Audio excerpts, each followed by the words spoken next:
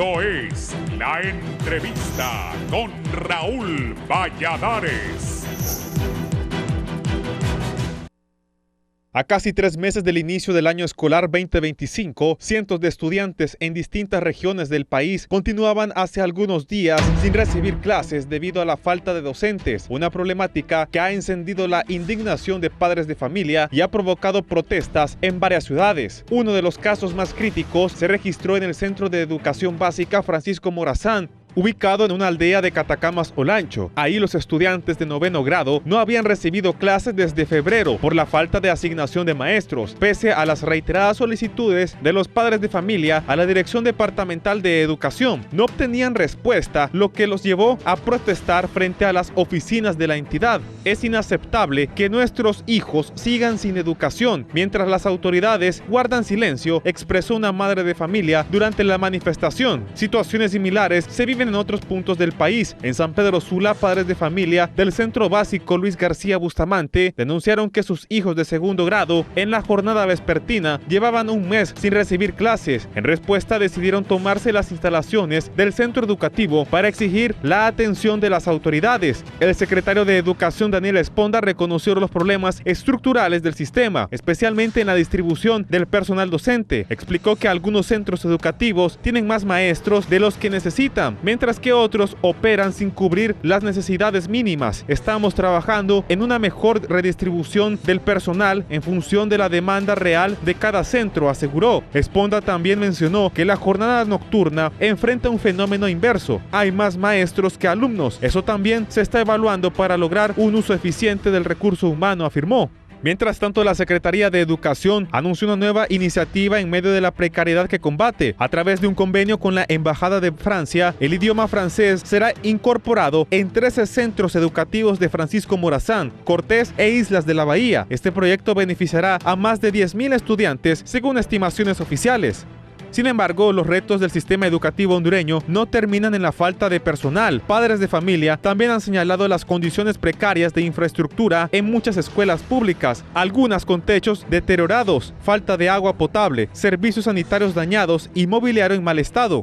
Mientras los esfuerzos gubernamentales se enfocan en nuevos programas y convenios internacionales, miles de estudiantes siguen esperando por lo más básico, un maestro en el aula y un salón digno donde aprender.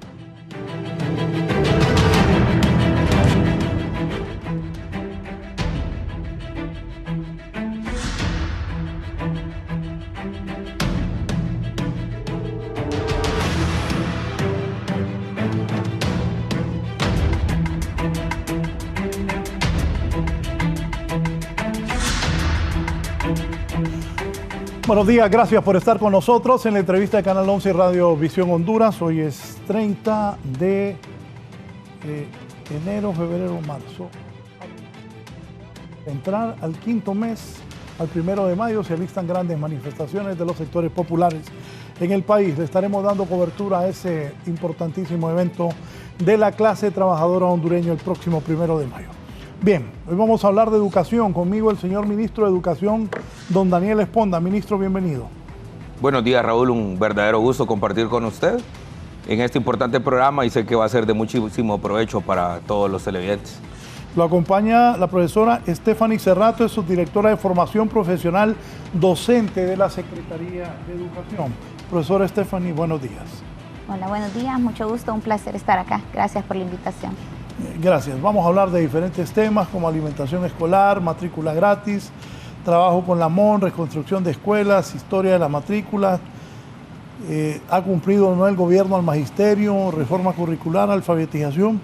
Y también cuando ha venido el ministro hablamos de las escuelas bilingües. Más adelante le voy a preguntar por qué algunos centros educativos no habían recibido clases a pesar que el año escolar inició hace varios meses, ministro. Bueno, nosotros en nuestro reporte, todos los centros educativos están en actividades educativas. Es más, debemos decir también que tenemos centros educativos que habían estado con baja matrícula en el pasado, que han mejorado su matrícula. Hemos aperturado otras modalidades del sistema, como el tema del bachillerato virtual, que el año pasado anunciamos que se iba a crear. Tenemos estudiantes. Este bachillerato virtual es muy flexible. Tenemos estudiantes aquí en Honduras que están sobre los 15 años y tenemos estudiantes en el Reino de España, en Estados Unidos. Bachillerato virtual. Es un bachillerato virtual para personas que están en sobreedad escolar, es decir, un adulto que tiene 25 años y no llegó a primero de bachillerato, o que se quedó en primero de bachillerato y está haciendo su segundo de bachillerato. Pero además el bachillerato virtual es la primera vez, Raúl, que los hondureños tienen acceso al derecho a la educación aunque estén en el extranjero. Está diseñado para hondureños y hondureñas que están en el extranjero, que les va a permitir dos cosas. A los que emigraron, poder tener su título de bachillerato en estos dos países hermanos, que puede ser en cualquier país del mundo. Ahora mismo tenemos matrícula en Estados Unidos, en Inglaterra tenemos 2 estudiantes, en el Reino de España, Estados Unidos y España son donde tenemos mayoría. Y si no me equivoco, tenemos unos estudiantes en México también. ¿Cuántos matriculados hay? Hasta el momento tenemos 2,000 y pico de estudiantes matriculados en esta primera promoción. Así es. Claro que sí. Hábleme de eso.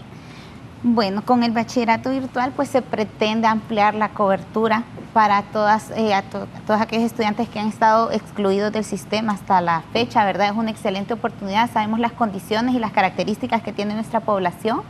Y es importante resaltar, ¿verdad?, que es una valiosa oportunidad no solamente porque aprovechamos los recursos tecnológicos que tenemos, sino porque el diseño curricular de este bachillerato ha sido diseñado por personas de la Secretaría de Educación que han tenido en cuenta toda la parte de trayectoria educativa, las condiciones, no tiene una carga laboral tan fuerte y permite que si a la persona le toca pues trabajar y estudiar, pueda pues completar toda esta formación en su tiempo. Sí. Una de las cosas importantes del bachillerato, como bien dice Stephanie, es que es asincrónico. Es decir, es asincrónico, no necesita estar conectado directamente con el profesor. Si usted está en España y a las 1 de la mañana, hora de Honduras, necesita llevar su clase, la puede llevar. Y otra cosa importante e innovadora es que tenemos una especie de call center donde los estudiantes también pueden generar citas con profesores en tiempo real para poder despejar algunas dudas o aclarar algunos temas. Y lo importante de esto, Raúl, es las dos alternativas. Para los que están aquí en el país, para los que están en el extranjero, les vamos a entregar títulos. Este año tenemos programado junto al doctor Marlon Brevé, que es nuestro embajador en el Reino de España, tener la primera graduación del sistema educativo hondureño en el extranjero. Esperamos que lo podamos hacer también en algunos consulados en Estados Unidos. Pero lo importante es que los países donde residen nuestros compatriotas van a poder proseguir estudios en el siguiente nivel, o les va a permitir también mejorar sus condiciones laborales a la hora de tener certificaciones. Y en el caso nuestro aquí en el país, también van a poder continuar estudios en el siguiente nivel educativo o mejorar sus condiciones laborales donde se les exija grado de bachillerato. ¿Qué tan bueno es eso? ¿Qué la enseñanza? ¿Qué tan capaces quedan los que están en ese bachillerato? Bueno, una cosa importante de lo que ha dicho Stephanie es que todo el diseño de ese bachillerato lo hemos hecho aquí en Honduras. Y lo hemos hecho con profesores nuestros experimentados, y hemos hecho una mezcla entre profesores de salones de clase experimentados y compañeros especialistas en el tema informático. Esta primera promoción va a ser un importante termómetro. Lógicamente, no es lo mismo, Raúl, que estar en las clases presenciales. Por eso también tiene sus requisitos para poder optar al bachillerato. No es que un muchachito que tiene 15 años, que ya va a un bachillerato, se va a poder matricular. No, no, no. O sea, igual que la educación a distancia, por ejemplo, del pasado, o la educación por radio, es una alternativa flexible, que lógicamente no es lo óptimo, pero es una alternativa flexible para las personas que ya están en sobredad para estudiar, ¿sí? Ahora, ¿qué es lo importante de este tipo de bachilleratos? Que permite garantizar una opción educativa a las personas que por diferentes condiciones han estado excluidas del derecho a la educación. Y ojo, es única y exclusivamente para el bachillerato en ciencias y humanidades, no es para otros bachilleratos, solamente ciencias y humanidades. Sí, es importante reconocer, ¿verdad?, que detrás de todo este trabajo del bachillerato virtual hay un equipo técnico de docentes que han estado trabajando para toda la parte de retroalimentación, las formas de evaluación, los mecanismos de cómo podemos acercarnos mejor a los estudiantes con esas características, ¿verdad? De repente deben tener ya un tema de madurez importante porque es mucho trabajo autónomo, mucha flexibilidad en el proceso, entonces debe haber una motivación y creo que a través de esta metodología pues hemos logrado obtener resultados interesantes, ¿verdad? Ya que mencionábamos el dato, aproximadamente 2.000 personas activas ahorita en el sistema, pero con interés de que vaya creciendo esta matrícula. ¿Es lo que usted esperaba, la respuesta que se ha tenido de parte de los docentes, de los que estudian esos bachilleratos? Justo ahorita es un pilotaje el que se está haciendo y creemos que si tenemos, bueno, todo el tema de trabajo que se ha hecho previo a la implementación de este bachillerato ha sido bastante fuerte. Sabemos que ha sido toda una estructura de trabajo y sí, está respondiendo. Justo estamos ahorita analizando desde la Subdirección de Investigación Educativa, que es el rol que me corresponde, ¿verdad? Haciendo las entrevistas con los diferentes actores, los estudiantes, los tutores, el mismo docente que está llevando el proceso, porque estamos haciendo un proceso de innovación a nivel de la Secretaría a través de este bachillerato. Esta es la primera promoción, ¿verdad? Correcto. Esa es la primera promoción. Nosotros ahí estamos rompiendo en realidad, Raúl, un paradigma. Y cuando usted me pregunta si el tema de la calidad o... Por ejemplo, aquí en nuestra hermana o país, Costa Rica, hay una universidad que, la UNED, que es solamente educación a distancia. Y la educación remota, la educación a distancia como esta, lo que está diseñada y lo que abre posibilidades, Raúl, es precisamente para ese segmento de la población. Por ejemplo, yo aquí tengo entre los camarógrafos uno de ellos que fue estudiante mío en el Técnico Honduras. No sé si los demás ya culminaron el bachillerato. Si alguno de estos muchachos, por ejemplo, no ha culminado su bachillerato, no tiene que dejar su empleo para seguir estudiando. Correcto. Entonces, alguno de estos muchachos puede terminar su bachillerato estudiando acá de manera virtual, en el bachillerato virtual, y cuando culmine podría comenzar estudios de periodismo en la carrera de periodismo en la Universidad Nacional sin ningún problema. Va a tener toda la capacitación y va a tener toda la orientación científica para poder enfrentar una carrera universitaria o una carrera técnica. ¿Qué acciones ha tomado la Secretaría que usted dirige donde faltan maestros, donde hay falta de docentes? Bueno, esa es una muy buena pregunta, Raúl, porque usted puede ver que se ha reducido considerablemente la noticia de que hacen falta maestros. Ahora, ya estamos cayendo también en el abuso. Nosotros lo que hicimos en el año 2022 y en el año 2023 fue hacer un reacomodo de las estructuras docentes. Todavía tenemos algunos centros educativos, sobre todo en las ciudades más importantes, en la jornada nocturna, que tenemos prácticamente un profesor para un estudiante, que eso es incorrecto. Una de las acciones que nosotros hemos tomado, por ejemplo, en el tema de alfabetización, es que hemos aperturado la primaria acelerada en la jornada nocturna. ¿Por qué, Raúl? Porque hay un elemento súper importante, sobre todo en la discusión de la matrícula. Siempre se habla de la exclusión educativa o de la deserción escolar. Y uno de los problemas en esa política del Estado, no de este gobierno, es que los excluidos y los que se fueron y ya nadie los contaba. El gobierno de la presidenta Xiomara Castro siempre ha tenido muy pendiente a los que se fueron y buscar la manera de traerlos de regreso.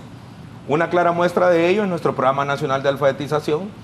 El país tenía alrededor del 12.5% de analfabetismo cuando la presidenta Xiomara Castro asumió el gobierno, y hoy estamos ya a nada de estar por debajo del 4%, y ya tenemos alfabetizados, Raúl, alrededor de un poco más de 500.000 personas. Es decir, nuestro Programa Nacional de Alfabetización ya ha alcanzado a más de 500.000 de personas, y el gobierno tiene unas sinergias muy positivas. La semana pasada hacíamos el anuncio con el ministro Sánchez de Seguridad, con la nueva ley de tránsito. Hoy, para poder sacar la licencia de conducir, es un requisito saber leer y escribir.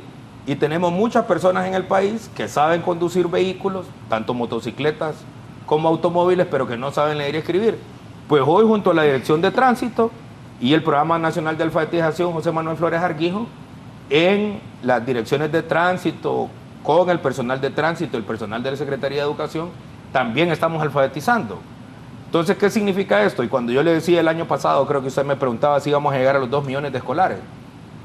Sí vamos a llegar a los 2 millones de escolares en la matrícula 2025, y precisamente un segmento importante que nos va a venir a sumar a los 2 millones de escolares es este segmento de compatriotas que se han alfabetizado, pero que también van a ir a la primaria acelerada, que muchísimos de ellos hoy ya también están matriculados y que estamos avanzando en ese sentido. Eso a mí me tiene muy, pero muy contento, porque este gobierno es el único gobierno en los últimos 20 años, Raúl, que ha ido en búsqueda de los que ya se habían ido.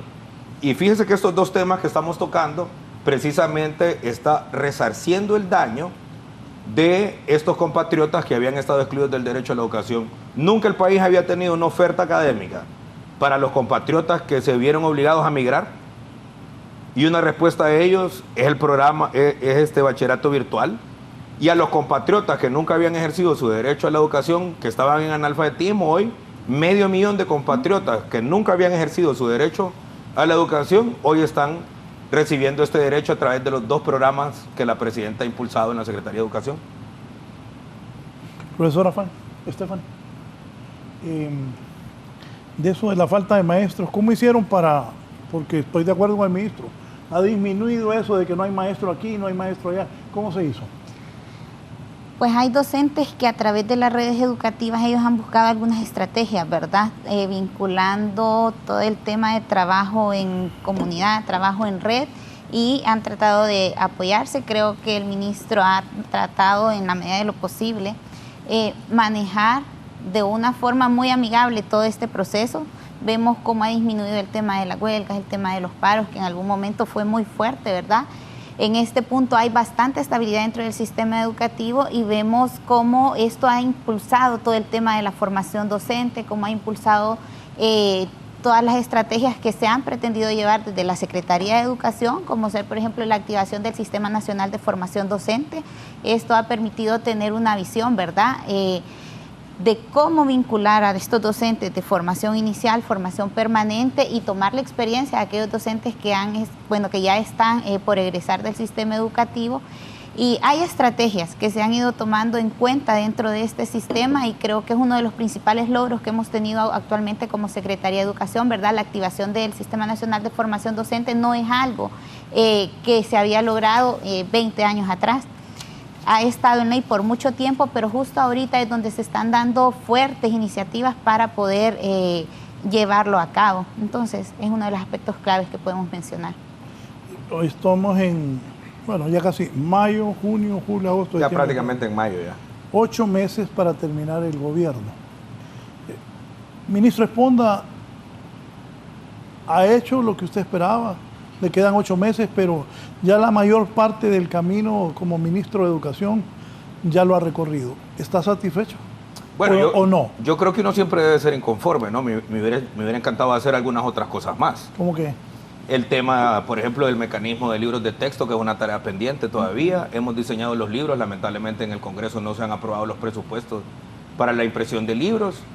Ahora mismo vamos a hacer una entrega bastante importante de libros de texto, pero constituir todo un mecanismo de reproducción de libros de texto que garantice que todos los años se inviertan en textos, pero sí le puedo decir que una cosa positiva en el tema de libros de texto es que ya están diseñados con el nuevo currículum, que hemos roto con esa lógica que el libro de texto es desechable.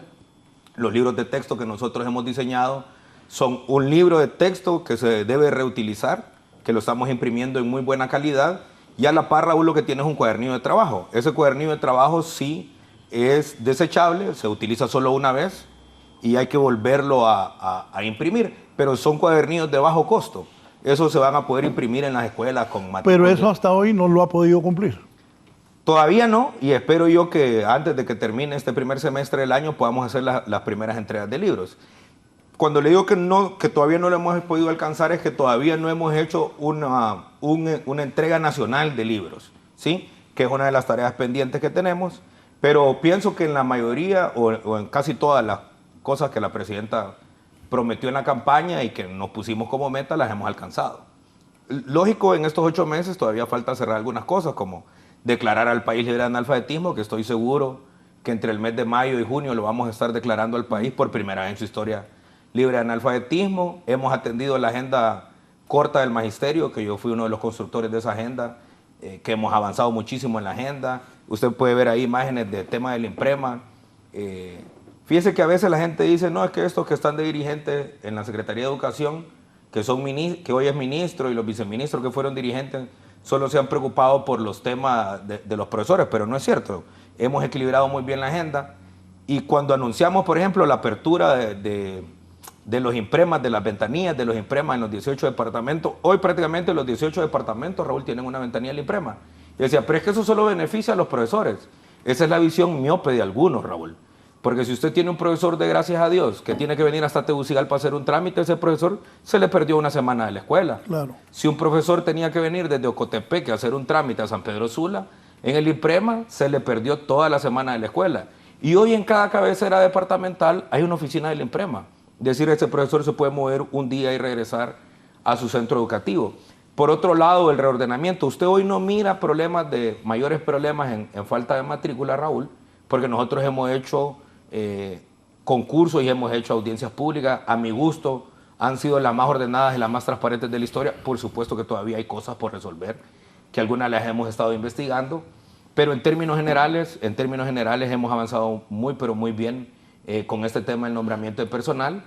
Pero sí le quiero decir que yo he visto que también hay abusos. Por ejemplo, el día de ayer amaneció una escaramuza de toma en la dirección departamental de Olancho, que están pidiendo 4 profesores más, pero ese centro educativo lo que tiene es una matrícula de 15 estudiantes. Es decir, debe de funcionar en unidocencia todavía, solo son 15 niños, nada más.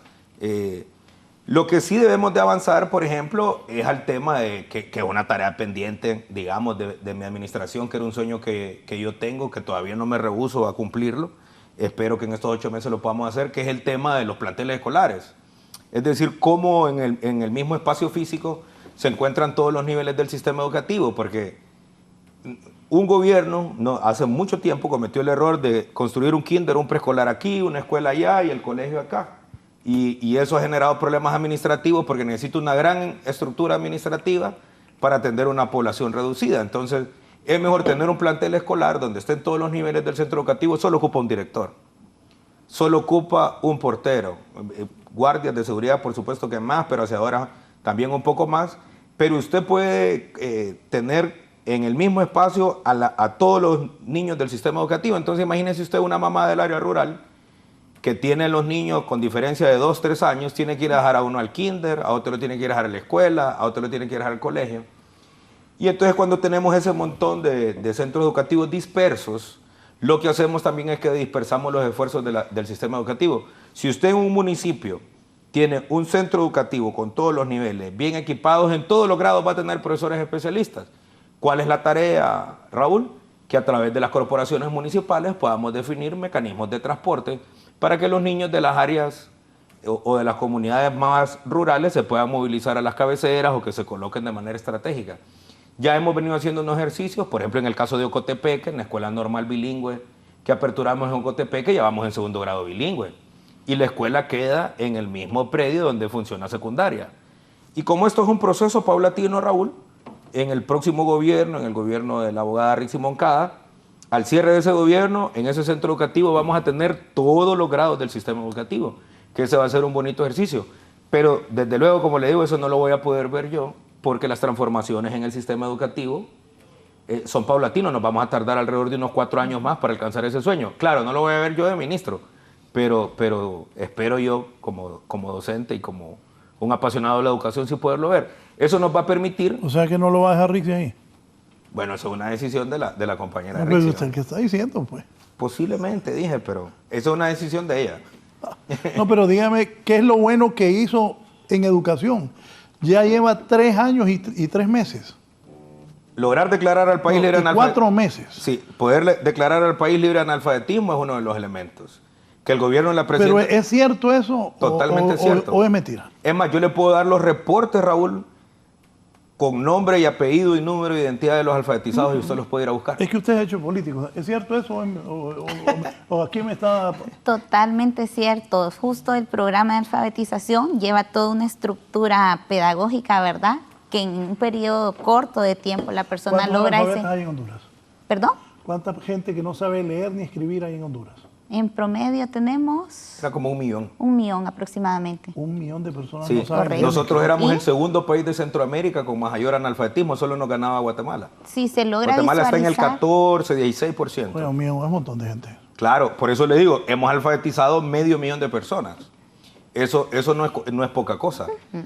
En ese contexto, esa era, por ejemplo, Raúl, una de las tareas más complicadas. En un tiempo muy, muy corto, y justo se está teniendo una visión de a futuro, ¿verdad? Proyección con el tema de, con el programa de Yo Sí Puedo Seguir. Entonces, una vez que estas personas van a tener la oportunidad de poder seguirse formando. Obviamente se tiene que dejar toda una estructura para darle acompañamiento y que todo este aprendizaje que han obtenido en este corto tiempo pues no vaya a retroceder, ¿verdad? Ahora le voy a decir una cosa, Raúl. Yo sospeché que algunos me iban a decir eso que usted me acaba de decir. Y nosotros estamos en el programa de alfabetización, no lo estamos haciendo solos. Tenemos acompañamiento de los asesores cubanos, que son los que nos han enseñado la metodología. Tenemos acompañamiento de la OEI. Hemos trabajado muy bien con la Organización de Estados Iberoamericanos, que nos viene acompañando en este proceso. Y también hemos venido trabajando de la mano con UNESCO. Es decir, esta declaratoria y este logro que está teniendo, no solamente es de la Secretaría de Educación. Hemos trabajado muy bien, por ejemplo, Raúl, con la Asociación de Municipios de Honduras. Muchísimos alcaldes nos han ayudado. Yo en este programa, en este mismo escritorio lo dije. Señores alcaldes, en el 2025 vamos a declarar al país libre de analfabetismo. Queremos hacerlo con ustedes, pero si no nos acompañan, igual lo vamos a declarar. Y sí estoy muy satisfecho. Nelson Castellanos ha hecho un muy buen trabajo en la Asociación de Municipios de Honduras, y la mayoría de los alcaldes y alcaldesas del país nos han acompañado.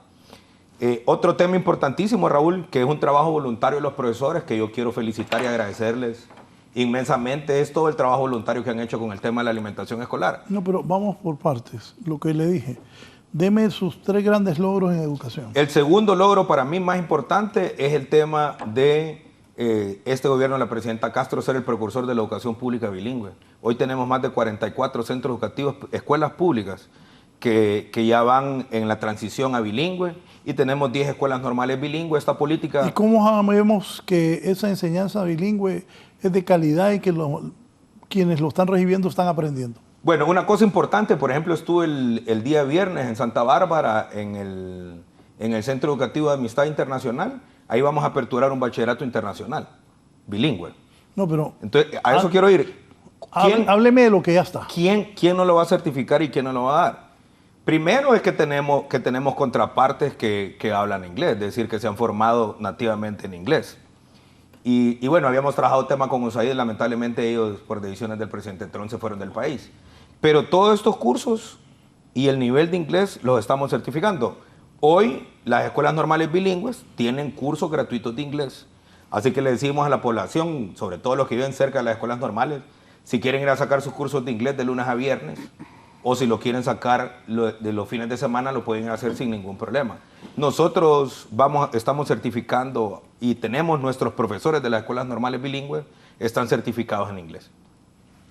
Sí, la planta docente de las escuelas normales bilingües, la verdad es personal bastante capacitado, en su mayoría están a nivel de maestría, algunos en proceso de doctorado, y es importante, ¿verdad?, visualizar que la inversión de tiempo que hacen estos estudiantes dentro de las escuelas normales, no solamente están viendo temas de la segunda lengua, sino también están evaluando, están aprendiendo sobre aspectos pedagógicos, que es clave. En su momento, bueno, siempre se ha hablado sobre la influencia que tuvo la formación de las escuelas normales en los docentes que en su momento pertenecieron. Yo no tuve la oportunidad de ser una normalista, pero sí puedo ver la diferencia entre aquellas personas que recibieron una formación dentro de las escuelas normales y quienes no, ¿verdad? Entonces creo que es importante resaltar que se mantiene toda esta línea de la rigurosidad en la formación, en la planta docente y la dedicación, la carga horaria que van a tener estos estudiantes dentro de las escuelas normales. El nivel de los maestros que dan clases de inglés, ¿a qué grados, cursos? Dígame, ¿a qué grados, a qué cursos le dan? Y el nivel del manejo de inglés, tanto en escritura como al hablar de los maestros, ¿qué tan bueno es? Ahí varía, pero todos tienen que ser 100% bilingües, que fueron algunos de los criterios que se tomaron en cuenta al momento del concurso, ¿verdad? A nivel pedagógico tienen una formación siempre vinculada a educación, y en su mayoría sí están certificados. Y al menos grado de maestría, la mayoría. Es más... ¿Cuánto gana un maestro que tiene eso? Dígame. ¿Cuánto gana un maestro que enseña inglés, tiene maestría y está en ese equipo. Andan en los 38.000 más o menos. Ahora mismo está en el segundo debate, en el tercer debate, la ley de los centros educativos especializados, que es un decreto que hemos enviado al Congreso de la República, para darle un rango diferenciado a estos centros, Raúl. Porque un tema es de cómo mantenemos en el tiempo esta política. Porque una cosa diferente, por ejemplo, entre las escuelas o los colegios tradicionales a las escuelas normales bilingües de hoy, estos muchachos van a clases de 7 de la mañana a 3:30 de la tarde todos los días. Entonces, la planta docente de estas escuelas normales bilingües tienen el nivel más alto de la certificación de TOEFL, por ejemplo, en inglés, que eso es una garantía, sobre todo en el tema del acento. Y Stephanie está dirigiendo la unidad de investigación de la Secretaría de Educación. Muchos de estos compañeros están haciendo estudios de maestría y están haciendo estudios doctorales para seguirse profesionalizando. Entonces, esto nos va a permitir tener un nivel adecuado de inglés, pero además, Raúl, es que para nombrar a esos profesores no es que me los saqué de la bolsa o contraté a mis amigos. Pasaron por un proceso muy riguroso de concurso, donde la mayoría de los profesores de las escuelas normales hoy, el inglés lo aprendieron desde preescolar. Es decir, muchísimos de ellos comenzaron su formación bilingüe en educación preescolar. Y son profesores egresados de la carrera de lenguas de la Universidad Nacional y de la carrera de inglés de la Universidad Pedagógica. Es más, le puedo decir con total autoridad que van a salir muy bien, porque la mayoría de los profesores que hoy tenemos en las escuelas normales bilingües, primero trabajaron en las escuelas bilingües de la élite de este país y los trajimos al sector público. ¿Comparte eso usted? Totalmente, y creo que es importante resaltar también. ¿Dónde están esas escuelas también? Tenemos en Ocotepeque, Francisco Morazán, en La Paz, en Olancho, tenemos también en Atlántida. Choluteca. Y en Atlántida justo hay una experiencia de bastante éxito, ¿verdad? Tenemos asistentes técnicos que en su momento trabajaron en la escuela normal y han estado haciendo la vinculación y el acompañamiento con el actual equipo directivo de la escuela normal. Entonces se ve ese trabajo, esa sinergia, ¿verdad?, entre docentes que han tenido mucha experiencia dentro del sistema educativo en el tema de formación docente y estos nuevos docentes que justo traen toda esta parte de innovación, toda esta parte de motivación. Creo que es una de las experiencias que vale la pena resaltar, al igual que lo que está sucediendo en Ocotepeque. Claro.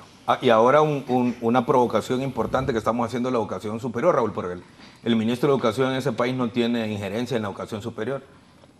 Hoy la Universidad Pedagógica tiene un importante reto, porque los muchachos y las muchachas que comenzaron con nosotros, este año tenemos la primera promoción de profesores de educación básica bilingüe. La Universidad Pedagógica Nacional está obligada hoy a abrir una carrera de educación básica bilingüe.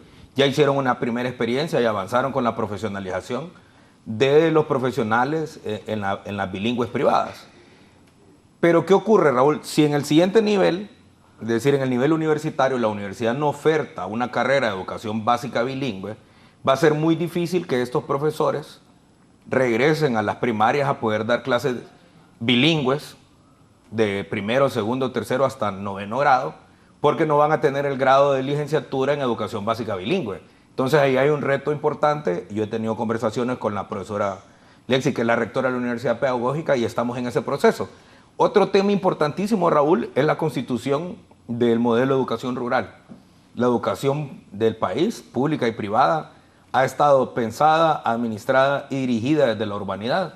Y nosotros en Honduras tenemos un amplísimo sector de la población que está en la ruralidad. Y para ese sector nunca se había pensado en la educación.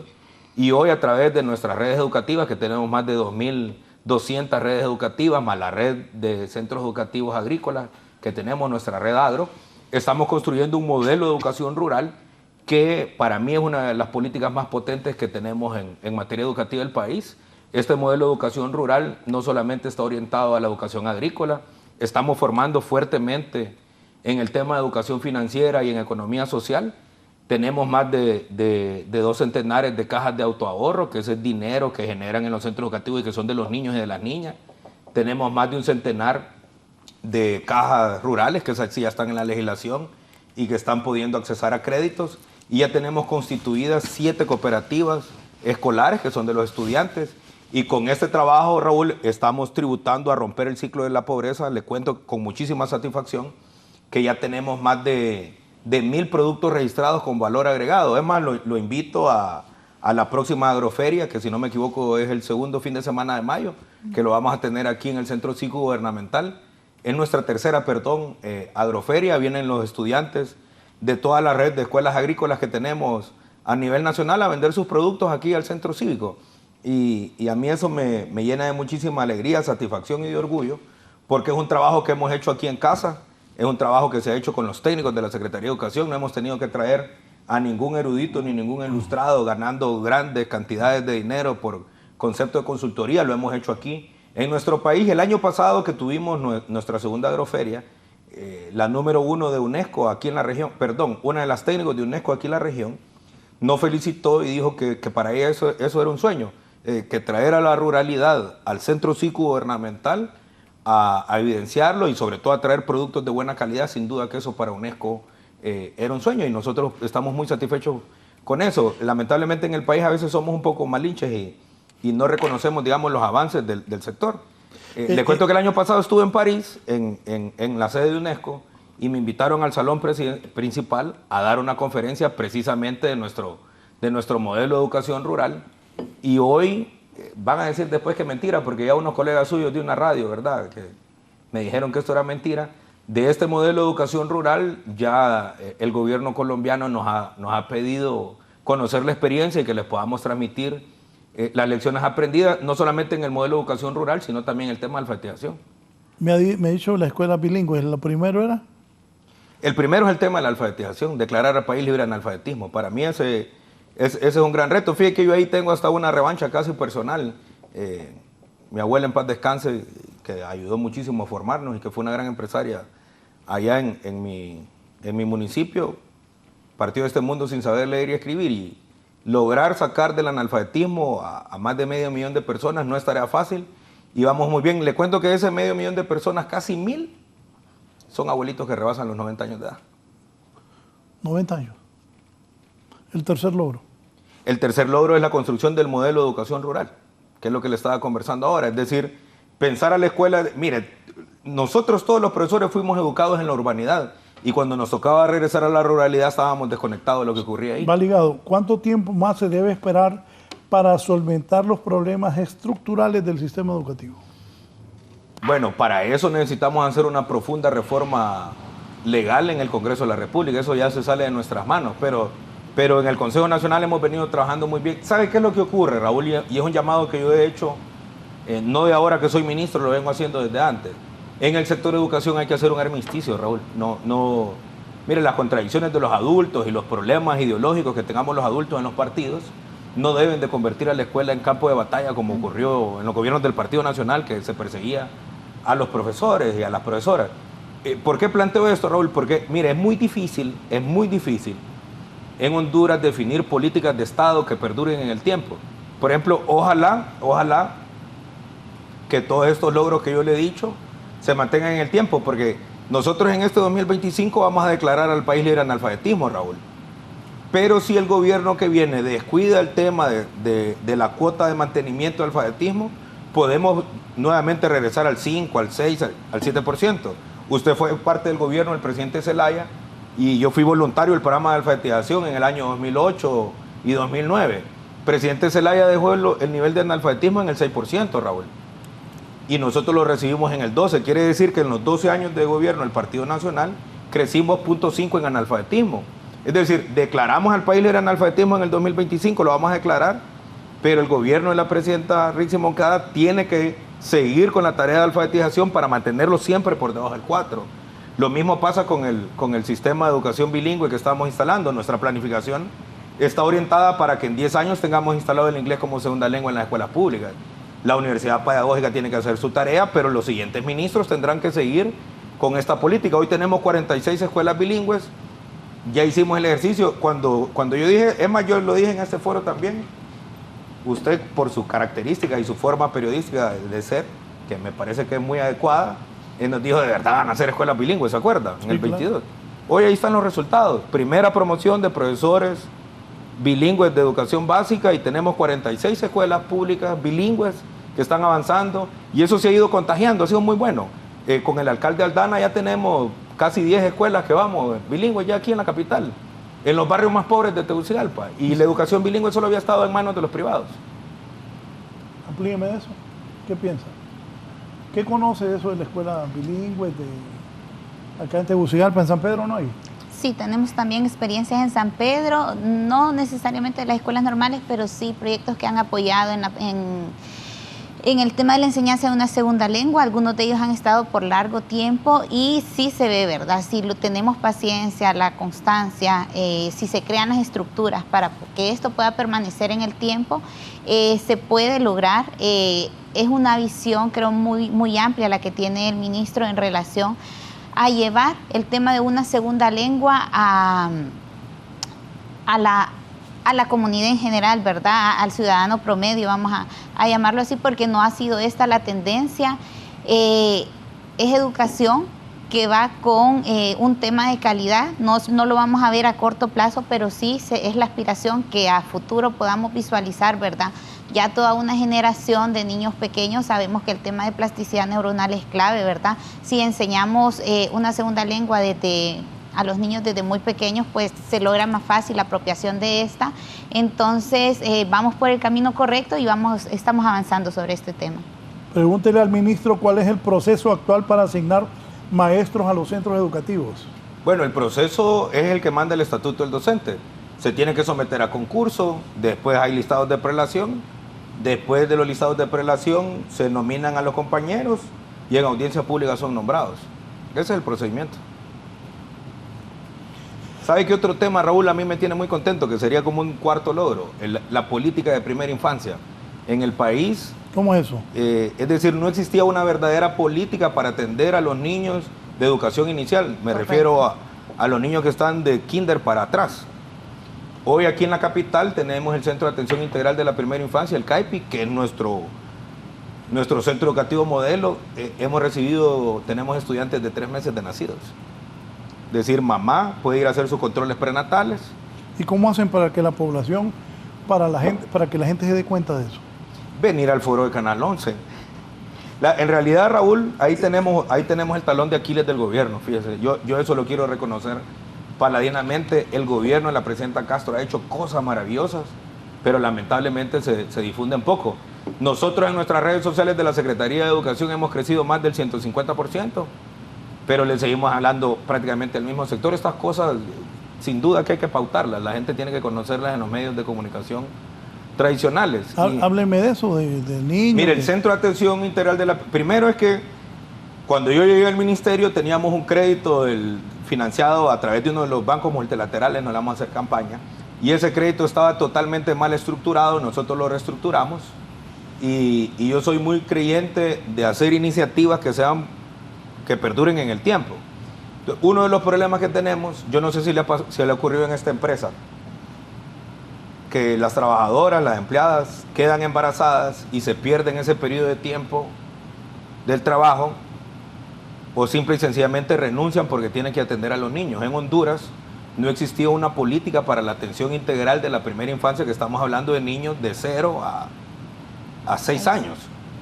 Nosotros, a través de este financiamiento que hemos reestructurado, estamos construyendo centros educativos de primera infancia en los municipios más pobres del país, y en una de las zonas más vulnerables de Tegucigalpa construimos el Centro Integral de la Primera Infancia. ¿Qué es el Centro Integral de la Primera Infancia?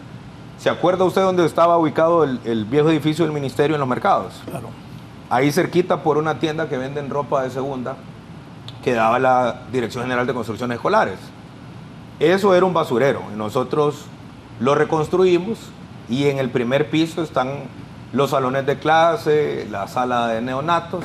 Ahí tenemos cunas, creo que tenemos imágenes de apoyo a eso. Tenemos cunas, tenemos cocinas, tenemos aulas, espacios lúdicos, estimulación temprana. Pero además de ello, en el segundo piso tenemos un salón de clases para las mamás. Porque las mamás van a recibir clases de nutrición, de atención integral, de temas de salud. Tenemos médicos ginecólogos, médicos generales, pediatras, psicólogos infantiles, psicólogos también para las madres y los padres. Y las mamás hemos hecho censos en el mercado. A las que están embarazadas les hacemos los controles prenatales. Después de que dan a luz, Raúl, pueden dejar sus niños ahí en el CAIPI. En sus horas de lactancia pueden llegar al CAIPI, dar lactancia a pecho a los niños y a las niñas y regresar a su puesto de trabajo. Dígame la verdad. Sí. ¿Eso funciona así como me lo está relatando? Porque si es cierto... Pues, mándemele las cámaras. Mande las cámaras para que verifique. ¿Es cierto todo lo que está diciendo el ministro? Todo el tema de atención a primera infancia creo que había estado olvidado.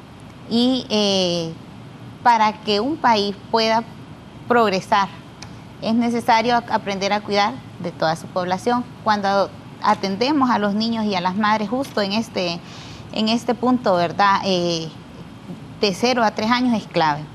Ya desde la educación formal nos estábamos encargando de los niños de 5 en adelante, pero había quedado como ese limbo.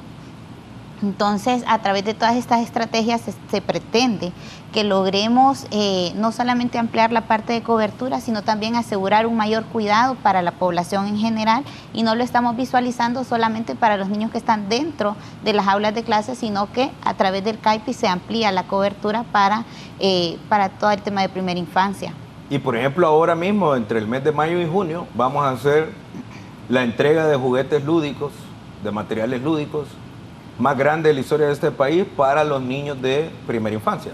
Es decir, todos esos preescolares que hemos construido, no solo hicimos el cajón y le pusimos techo, que son muy lindos en realidad. En algunas comunidades del país esa es la edificación más linda que hay. Pero además lo vamos a dotar con material fungible, es decir, material didáctico, plasticina, colores, crayolas. Pero además de ello vamos a entregar también juguetes, materiales lúdicos, para que los niños puedan desarrollar las destrezas que necesitan. Y fíjese, Raúl, que esta etapa o ese nivel del sistema educativo es el más importante. Ahí es donde desarrollamos el motor fino, donde desarrollamos el motor grueso, es donde desarrollamos las habilidades sociales. Por ejemplo, esto es un grave problema hoy para la primera infancia.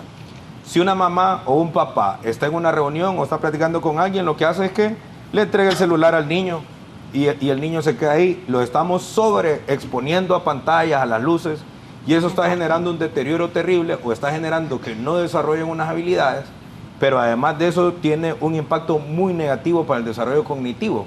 Para hablar en palabras llanas, le estamos destruyendo el cerebro a los niños, cerebro que aún se encuentra en etapa de formación. Entonces, estas cosas hay que sacarlas de los primeros años de vida de los niños. Yo le hago un llamado respetuoso a las madres y los padres de familia. No dejen que sus hijos menores de 12 años jueguen con teléfonos, con computadoras, con tablets, o que se peguen por horas al televisor. Cómprenle juguetes, rompecabezas, pinturas, crayolas, carritos. Cómprenle juguetes, que se tiren al piso a jugar.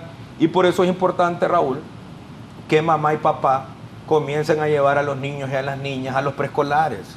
Porque de lo contrario, y mire, se lo voy a decir con conocimiento de causa, yo juego mucho con mis sobrinos y se lo cuento aquí con un poco de preocupación. Esta Semana Santa quise jugar con uno de mis sobrinos, a jugar a lo que nosotros jugábamos cuando éramos pequeños, a patear un balón, a tirar una pelota de béisbol. Mire, hay niños que tienen graves problemas con su motor grueso, que no logran tirar un balón, que no logran patear un balón, que no tienen los aspectos fundamentales que para nosotros, Raúl, eran muy normales. O sea, usted a esos hipotes de hoy, no todos, ¿verdad? Pero muchos, los manda a bajar mangos y no saben tirar piedras a un árbol de mango, se lo juro. Y eso es un grave problema. ¿Sabe qué más hemos visto? Que sobre todo es un impacto negativo de la pandemia. Hoy a los niños les cuesta mucho jugar de manera colectiva. Yo estoy seguro que usted jugaba en el barrio, sobre todo porque era el dueño de la pelota, ¿no? Pero hoy los niños no salen a jugar a la calle. Yo, a diferencia suya, yo sí fui buen deportista. No, yo fui buen deportista. Pero usted fútbol es que jugó, lo felicito porque el Motagua ganó, si no me equivoco, el fin de semana. Claro que sí, empató. Empató, pero está bueno, el otro día había alguien que agarró una pelota, como usted dijo, y se notó que nunca hizo ningún tipo de acciones deportivas, pues. Fue el ridículo con un estudiante. No, pero el apoyo de parte de los maestros también es... Mire, la gente me pregunta cómo se prioriza qué centros educativos reciben maestros. Por la matrícula, eso es uno de los primeros elementos, la cantidad de matrícula. Entre más matrícula tienen, si hay deficiencia, ahí es donde enviamos a los docentes. Fíjate que antier vi que estaban tomándose un kinder. Aquí en Honduras la gente, ¿ah? Sí. No, que nos vamos a tomar el kinder porque despidieron al profesor y el año pasado lo despidieron y también nos lo tomamos. No es así, ¿no? No. Hay que respetar la autoridad. No, y se enamoran de los profesores, aunque el profesor no tenga los requisitos. ¿Cuántas veces le pasó eso? Ahorita en Olancho han agarrado seguidía. Mire, tenemos centros educativos con 10, con 15 niños y quieren 5 profesores o quieren 6 profesores. Y eso es imposible. ¿Sabe qué otra cosa es importante, Raúl? Usted y a mí que me gusta el deporte, nuestro programa nacional de artes y deportes nos ha dado muy buenos resultados. Correcto. Ha sido una cosa linda esa. Le cuento que de los que acaban de clasificar al Mundial Sub-17, 8 de los muchachos que participaron de esa selección son parte de nuestro proceso de fútbol en la escuela. Y esas canchas que ha hecho Mario Moncada, bastantes y buenas, me parece. Linda. Es primera vez que le dan apoyo así a alguien que está al frente de una institución como Condepor. Mario Moncada me parece que lo ha hecho bien. Han hecho un montón de canchas. Me he fijado ahí en la Vía Rápida, en La Vega, están reparando las 2 canchas. Por cierto, siempre jugué ahí en ese tierral de La Vega y ahora el gobierno lo está dejando bien. ¿Las escuelas tienen acceso, los niños, a estas canchas? Sí. Fíjate una cosa importante. Mire, yo aquí le he dado 4 logros, digamos, que son de cosas de innovación. Alfabetización. Alfabetización, las escuelas normales bilingües, el modelo de educación rural, la política de primera infancia. Y yo le agregaría, Raúl, el tema de artes y deportes. ¿Por qué le agrego yo, Raúl, artes y deportes? Porque hoy, bajo este modelo de artes y deportes que hemos impulsado en la Secretaría de Educación, no son clases de relleno, ni son actividades de relleno extracurriculares. El día viernes de la semana pasada tuvimos nuestro concurso específico precisamente en el tema de artes y en el tema de deportes.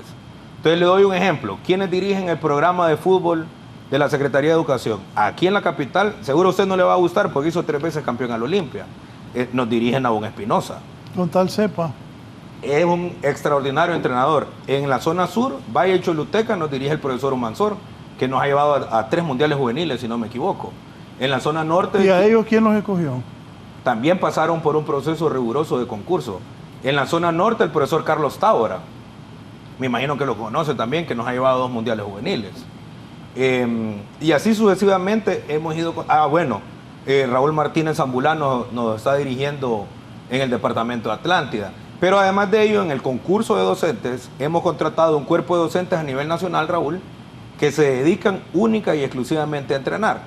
Es decir, los muchachos y las muchachas van a clases a la escuela o al colegio y después de su jornada normal hay un especialista en fútbol, profesor, que con el convenio que firmamos con FENAFUT, con la FFH, están certificados y se están encargando de entrenar a los muchachos. Entonces, ¿qué ocurre? Si Raúl Valladares no participa del programa de deporte, su profesor de educación física le pone su nota de educación física.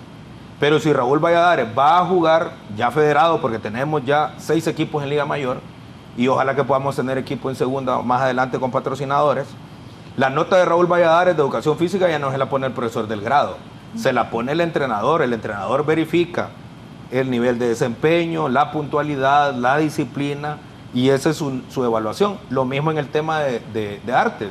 En aquel tiempo, cuando yo estudié, estaba hablando con el capitán de la selección del colegio para empezar la plática. ¿En el San Miguel? En el San Miguel y en el Guillén. En el Guillén más porque ahí estudié perito mercantil. ¿Qué posición jugaba, Raúl? Volante.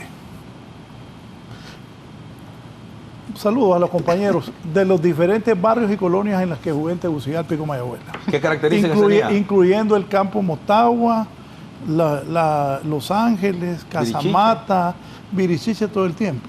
Campo Motagua, está escuchando. Los Ángeles, Casamata, Las Brisas. Saludos a todos los compañeros que todavía los fines de semana jugamos.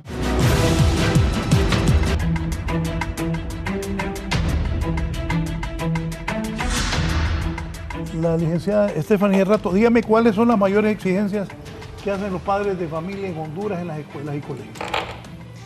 Mayores exigencias, creo que esto varía según la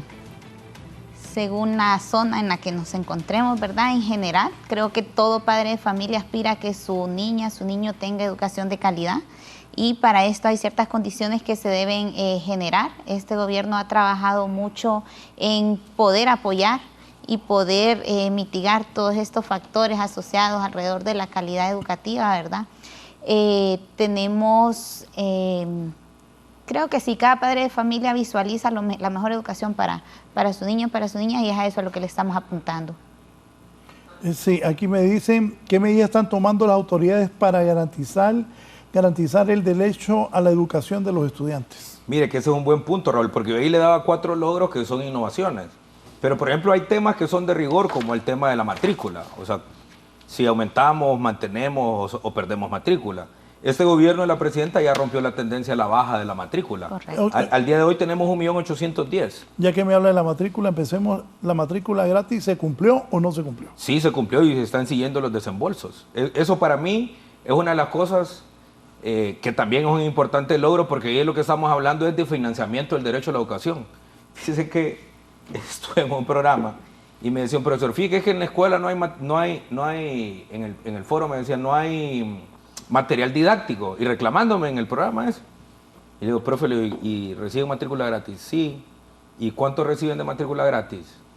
47.000, me dice. ¿Y por qué no compraron materiales didácticos los de ahí? No, me dice que hicimos un muro. Entonces, uno tiene que poner prioridades también. Yo creo que ese es un reto también, Raúl, del tema de la gestión del sistema educativo, los directores y las directoras. Si usted es profesor de un centro educativo y le llegan 50.000, hay centros educativos que han recibido casi 1 millón de lempiras por concepto de matrícula gratis año con año, Raúl. Si usted recibe dinero de matrícula gratis y el quehacer fundamental del centro educativo es educar, pues hombre, lo que hay que buscar comprar son materiales didácticos, insumos pedagógicos y didácticos que faciliten el proceso.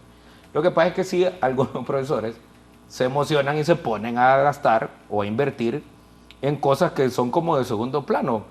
Para mí hacer un muro perimetral de un centro educativo es una segunda o una tercera necesidad, no es la primordial. Pero en materia de matrícula, nosotros hemos mejorado la matrícula, ya rompimos la tendencia a la baja.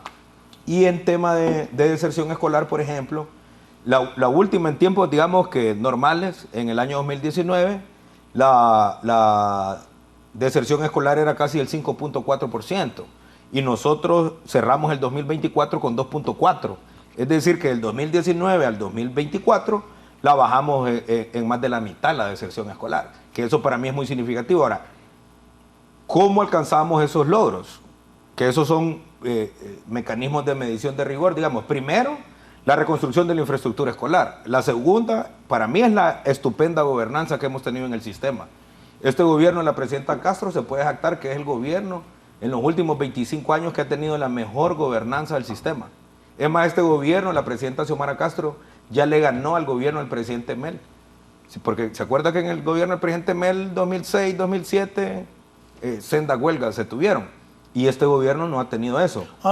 ¿Cómo ha tenido este gobierno contento a los maestros que esas huelgas no se dan? Primero, el cumplimiento del estatuto.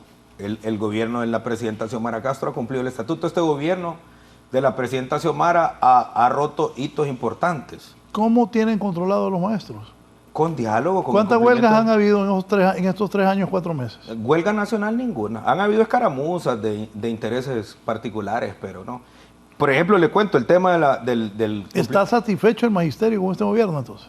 Bueno, el magisterio es bien difícil de tenerlo completamente satisfecho, pero no han hecho ninguna huelga, eso sí es cierto. Claro. Una huelga nacional. 3 incrementos salariales, uno atrás de otro, que cada uno ha sido mejor que el anterior. Hemos movido todos los colaterales del estatuto, el valor de la hora clase. Pero fíjate, más allá, creo yo, pienso yo, de la reivindicación económica, Raúl, es que este gobierno le devolvió la dignidad a los profesores. Hombre. Antes solo tenemos profesores haraganes, sí, sin dudas. Todavía tenemos algunos. Pero sí le debo decir que antes era un estigma que se le ponía a todos los profesores, y la inmensa mayoría de los profesores son muy buenos. Y tenemos otro segmento de profesores que son extraordinarios, Raúl. Y en el pasado se nos acusaba de ladrones, de corruptos, de quemallantas, de haraganes. Y yo creo que fue muy injusto. Yo creo que ese es el costo más alto que se pagó en costo social del golpe de Estado del 2009. Desprestigiar la carrera docente al país le trajo consecuencias nefastas. Y este gobierno de la presidenta Xiomara le ha devuelto la dignidad. Vaya, le voy a dar un ejemplo, Raúl. En el año 97 se aprobó la ley de los centros educativos Proeco. Fíjese que yo le di acuerdo de nombramiento en permanencia por instrucciones de la presidenta a una profesora. Estoy hablando solo de un caso que yo conocí el día que se hizo el evento. Estuvo 20 y pico de años, Raúl, esa mujer, haciéndole todos los años un acuerdo, pagándole en el mes de agosto, y eso ya se acabó también. A los profesores Proeco, a los compañeros de SAT, les dimos su acuerdo de permanencia. Le hicimos concurso específico, le respetamos la antigüedad. hoy ya están inscritos en el INPREMA y tienen todos los beneficios que tienen los demás profesores, hoy se van a poder jubilar, hoy tienen estabilidad laboral. Redignificar la carrera docente es fundamental y parte de ello también pasa, Raúl, porque reconocemos la labor de nuestros compañeros maestros. Le doy un ejemplo sencillo. En el 2011 nos suspendieron y nos despidieron a 303 compañeros y les mancharon su expediente disciplinario, totalmente injusto, de manera arbitraria. Les hemos restituido sus derechos, les pagamos los sueldos caídos y sobre todo les limpiamos su expediente disciplinario porque era injusto que estos compañeros lo suspendieran. No tiene sentido. Y a lo que va de nuestro gobierno hemos nombrado a más de 16,000 profesores en audiencias públicas. Acuérdese usted que el último concurso que se había hecho fue en el 2019. Entonces, nosotros, el gobierno de la presidenta Castro le ha cumplido al magisterio, pero sobre todo cumplir al magisterio trae un resultado aún más positivo, que es que las escuelas estén en buen tono, que las escuelas estén abiertas, que haya un ambiente laboral positivo en los centros educativos. Y eso nos ha permitido avanzar en cosas que nunca se habían avanzado. Por ejemplo, Stephanie dirige toda la unidad de investigación. Hoy tenemos redes educativas de profesores investigadores. Hoy tenemos profesores del salón de clase que están haciendo estudios de maestría. Tenemos un equipo de profesores de salones de clase y un servidor que están cursando estudios doctorales en el Instituto de Ciencias Pedagógicas de La Habana, que nos está dando muy buenos resultados.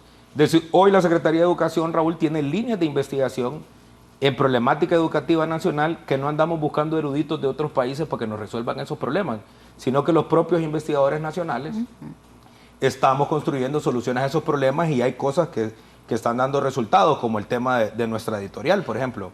¿Sabía usted que esta Secretaría se fundó en 1889 y hasta la llegada de la presidenta Xiomara Castro al poder nunca había tenido sello editorial?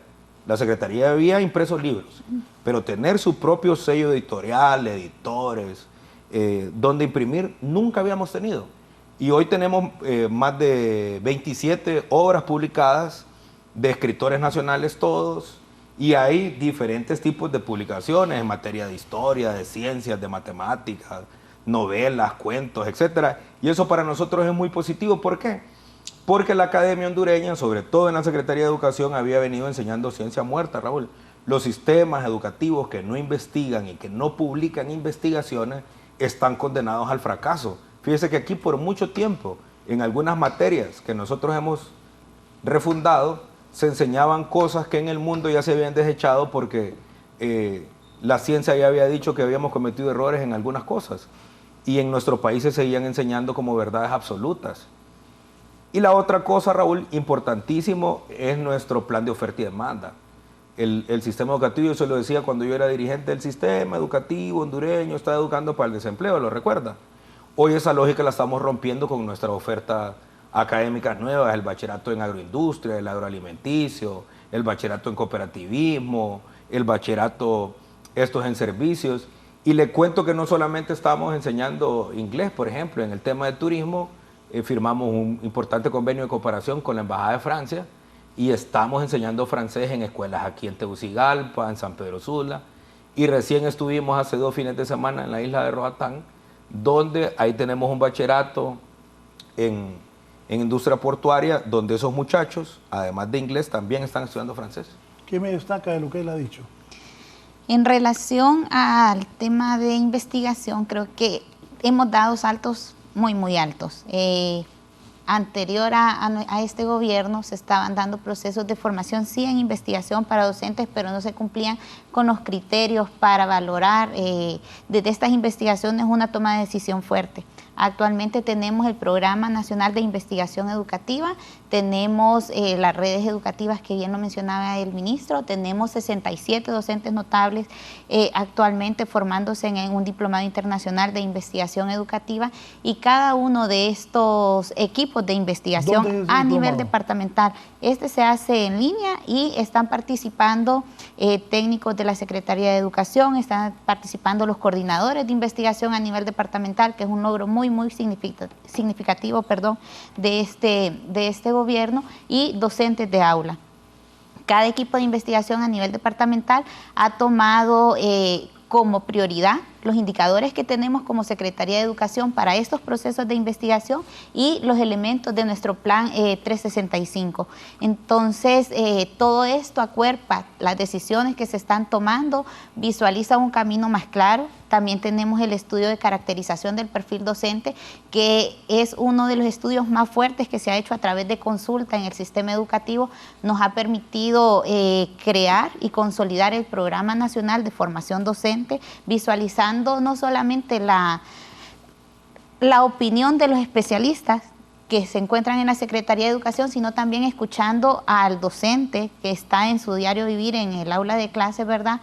Y han priorizado el tema de capacitación en la formación por competencias, el desarrollo de habilidades blandas, el uso de herramientas tecnológicas para el diseño de metodologías más activas, ¿verdad?, dentro del aula de clases. También tenemos el estudio de bienestar docente. El ministro mencionaba todas estas acciones que se han estado tomando para poder consolidar un buen clima laboral dentro del sistema educativo. No es fácil, pero sí se han estado haciendo acciones que permiten no solamente escuchar la voz del docente, sino tomar esas decisiones en función de lo que nos dice la evidencia, y creo que aquí es donde se resalta todo el tema de la importancia de la investigación educativa y ver aspectos vinculados con la trayectoria docente, cómo podemos tener en cuenta qué vamos a ofrecer a un docente según su cantidad de años de servicio, según la experiencia que ya ha tenido.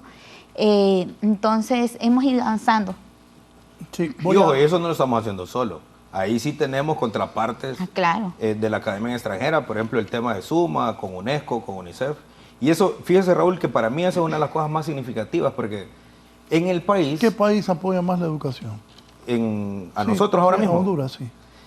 Mire, nos ha apoyado increíblemente UNESCO, por ejemplo, Cuba nos ha ayudado impresionantemente también, pero tenemos muy buenas relaciones con el gobierno colombiano, con el gobierno argentino y con los chilenos. Por cierto, con los chilenos este año estamos trabajando el tema de la evaluación. Yo recibí la Secretaría de Educación sin saber cómo estaban los indicadores, pero el día que yo me vaya en enero próximo, ahí voy a dejar un informe, qué cosas hicimos bien, en qué nos equivocamos, en qué debemos de mejorar y dónde no hay que quitar el dedo del renglón.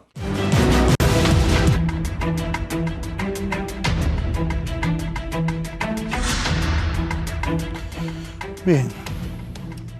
La reconstrucción de escuelas y colegios, ¿cómo ha estado en este gobierno? Bueno, nosotros encontramos alrededor de unas 12.000 escuelas destruidas. ¿Trajo tomas de eso? ¿No? Sí. Teníamos alrededor de 12.000 escuelas destruidas.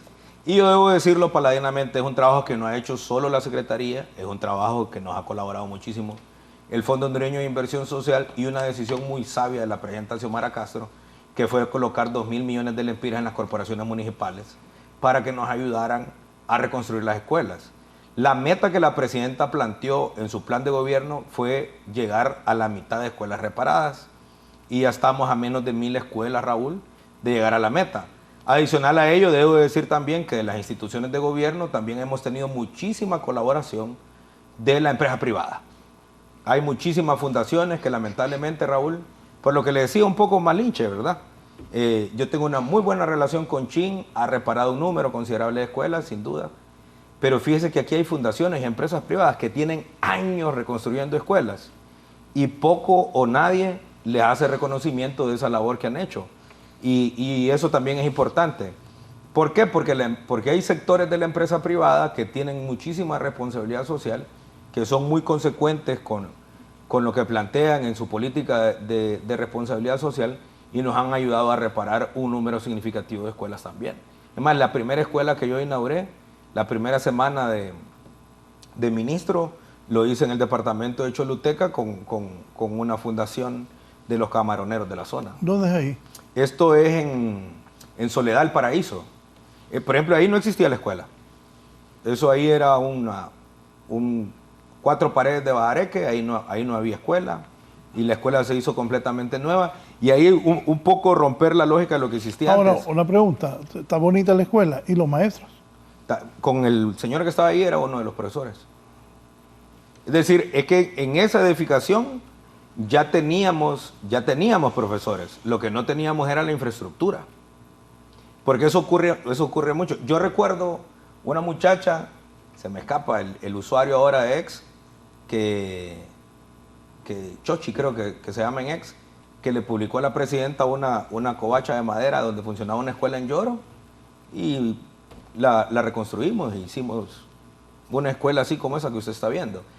Que una cosa importante que hoy está ocurriendo en la Secretaría de Educación, Raúl, es que la Secretaría de Educación tiene fichas técnicas. Es decir, todos son bienvenidos a reconstruir nuestras escuelas, pero bajo los parámetros y las exigencias de la Secretaría. Entonces, hoy las escuelas nuestras, como usted puede ver ahí en imágenes, tienen sus pizarras de acrílico. De las escuelas que ha reparado, ¿cuál le impresionó más? Que dijo usted, este trabajo está bien, los maestros aquí son buenos, los niños tienen atención, hay merienda escolar. Hay muchísimas, sobre todo en la zona de La Paz. Le cuento una experiencia muy linda. Fuimos a inaugurar una escuela con la presidenta Xiomara a Río Tinto, en el departamento de Atlante, una comunidad garífuna. Qué lástima que ustedes no han dado a conocer todo eso. Sí, en esa comunidad, Raúl, no hay electricidad y ninguna de las dos empresas que venden telecomunicaciones tienen cobertura. Y el único lugar en esa comunidad donde hay electricidad, porque pusimos paneles solares, y donde hay internet, porque pusimos una antena satelital, es la escuela. Y en ese centro educativo, que hoy solo tiene 9 grados, en el salón de computación, porque hemos instalado salón de computación, los muchachos y las muchachas de esa comunidad pueden sacar su bachillerato a través del bachillerato virtual, que es una de las ventajas de la flexible. Otras áreas muy abandonadas, la zona de... ¿Con la reparación iban los pupitres? Sí, escuela que reparamos, escuela que se le asignan los pupitres.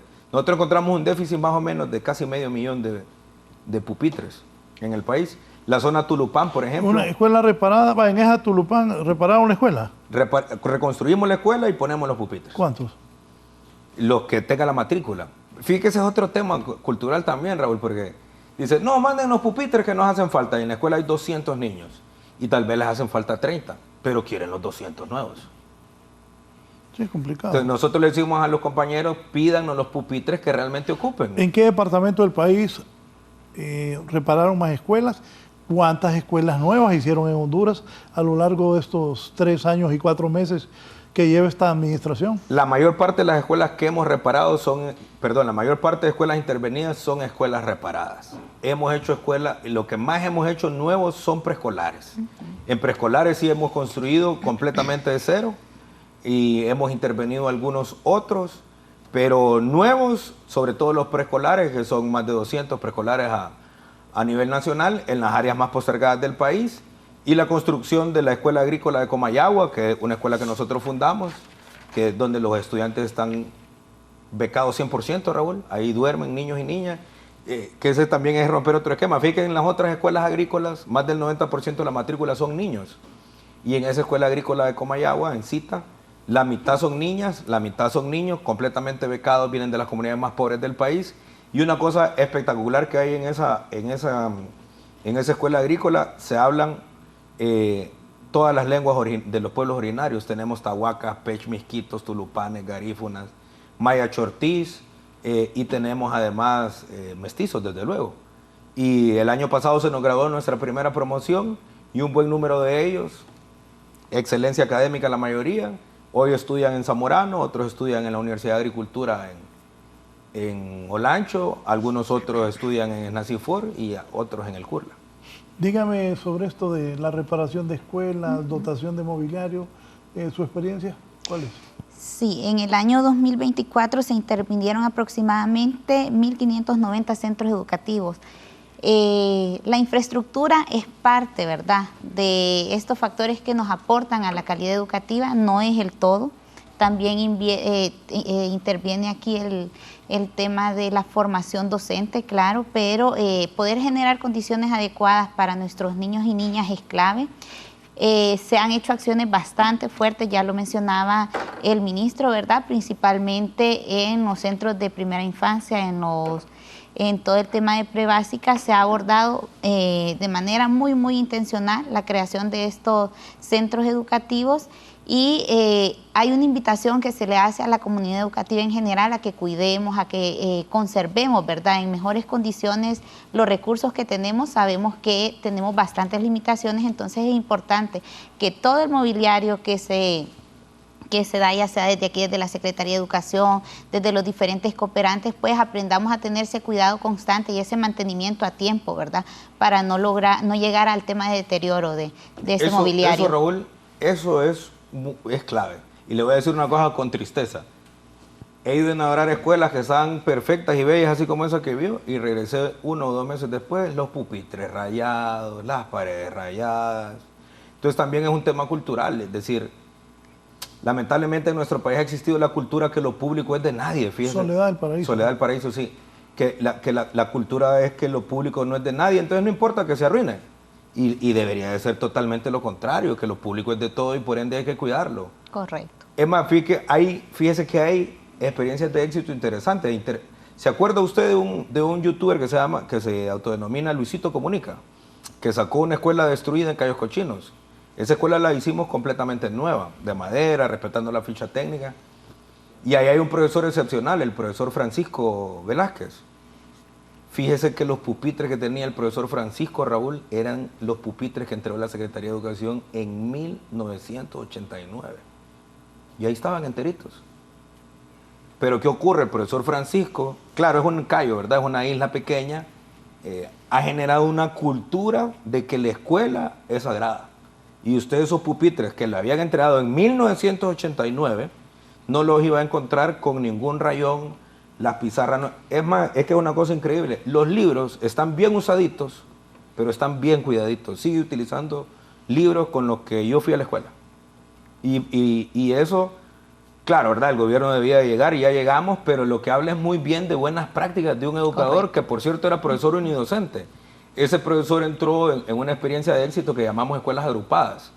En Cayo Chachahuate estaba ese preescolar, él estaba como profesor unidocente en Cayo Mayor, y hoy junto a la Fundación Cayos Cochinos y los trabajadores de la Secretaría de Educación hicimos, como decimos, una cooperacha, reparamos una lancha, pusimos un motor, nombramos un profesor en el preescolar, nombramos un profesor adicional en la escuela, y el profesor Francisco trae de Cayo Mayor a los niños que están en edad de kinder, a Cayo Chachahuate, al kinder, y se lleva a los niños que están en edad de escuela a la escuela y hace el cambio en la tarde.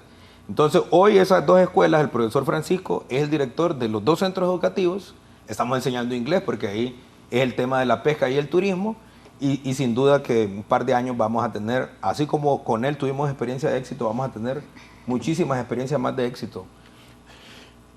Me habló de la relación Ministerio de Educación, la Asociación de Municipios de Honduras.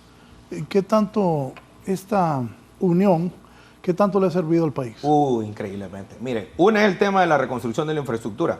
Yo he sido el único ministro de Educación que ha ido a todas las asambleas de la MON en su ejercicio como ministro, fíjese.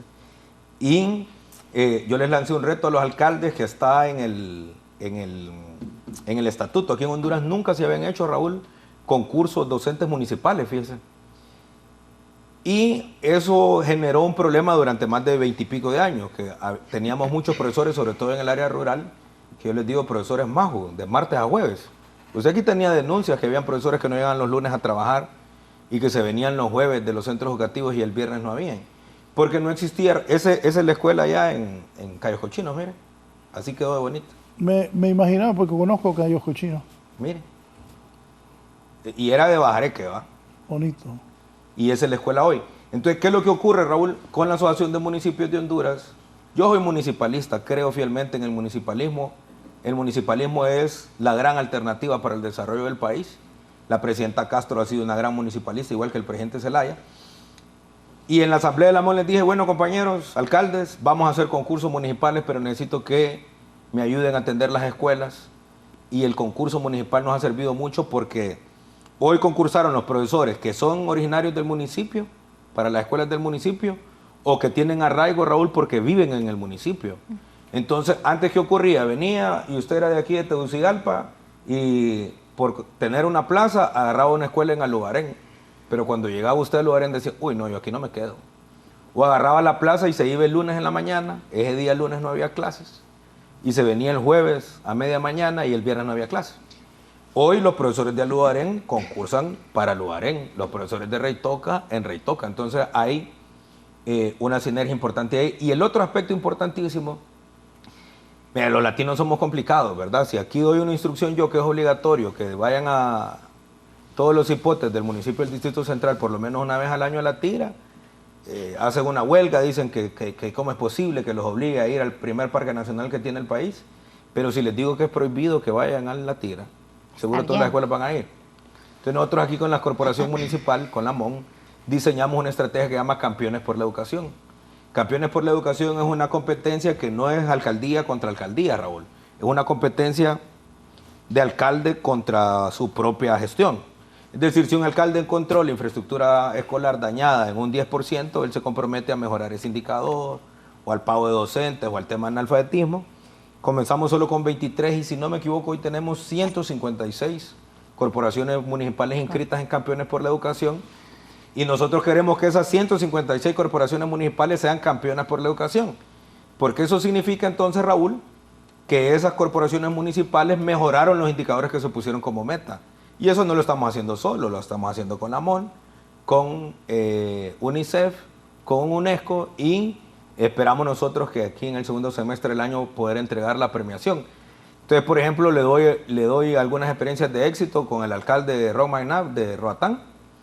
Todas las escuelas de Roatán, los niños tienen computadoras, todos. Todas las escuelas de Roatán tienen pizarras electrónicas, toditos. ¿Por qué ahí? Porque el alcalde puso una contraparte de recursos para comprar los equipos tecnológicos, nosotros la capacitación, una fundación que se llama Zamora Terán, que quiero agradecer muchísimo. Hicimos todo este ejercicio y hoy Roatán es el primer municipio 100% tecnológico del país. Y hay dos municipios que están avanzando en la misma dirección, San José de Colinas, del alcalde Amable de Jesús. Estamos avanzando también en esa dirección y se me escapa que otro municipio también está asumiendo el reto, creo que es El Real, en Olancho, que le mando saludos al alcalde que está pasando por una situación de salud bastante delicada. Esperamos y estoy seguro que lo va a poder superar, pero hemos avanzado significativamente en eso. Entonces, ¿qué es lo que ocurre, Raúl? Y este es un tema que sí, que yo le hago el llamado a la población. Fíjese que en Honduras hay como toda una cultura de la desesperanza. Pareciera que no podemos hacer nada bien, que no hay noticias positivas, y fíjese que eso no es cierto. Yo pienso que cada logro en educación lo debemos de celebrar, por pequeño que sea. Y por ejemplo, como usted lo puede ver ahí en pantalla, que todos los niños y las niñas de Roatán tengan una computadora, una plataforma con un repositorio de contenido digital, sin duda que es un gran avance, pero poco sale en los medios de comunicación esta noticia, más allá de que si nosotros informamos o no informamos, allá hay corresponsales de casi todos los medios de comunicación. Que llevemos este 500,000 de personas alfabetizadas también es un importante logro. Entonces, ¿qué es lo que ocurre? Reconocer los avances en educación, por pequeños que sea, es necesario, Raúl. Porque no atacan al ministro y no atacan al gobierno. Al final, quien lleva la peor parte de esa jugada son los niños y las niñas. Yo no me imagino qué pasa por la cabeza de una mujer. Ese es el programa de conectividad. Recuerde que nuestro cuarto... ¿Dónde es ahí? Ahí es la isla de Roatán. Nuestro cuarto objetivo del plan de refundación es el desarrollo de habilidades digitales. Y así como estábamos en Roatán, también estamos desarrollando. Mire que una cosa hermosa que nos pasa en la Red Nacional de Escuelas Agrícolas, Raúl.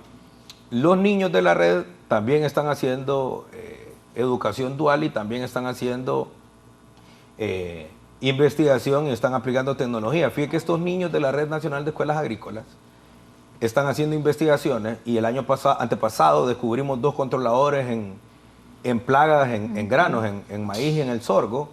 Y la literatura, por ejemplo, Raúl, señala que no podemos sembrar tilapia arriba de los 1.500 metros y nosotros estamos sembrando tilapia teniendo buen rendimiento en los 1.800 metros.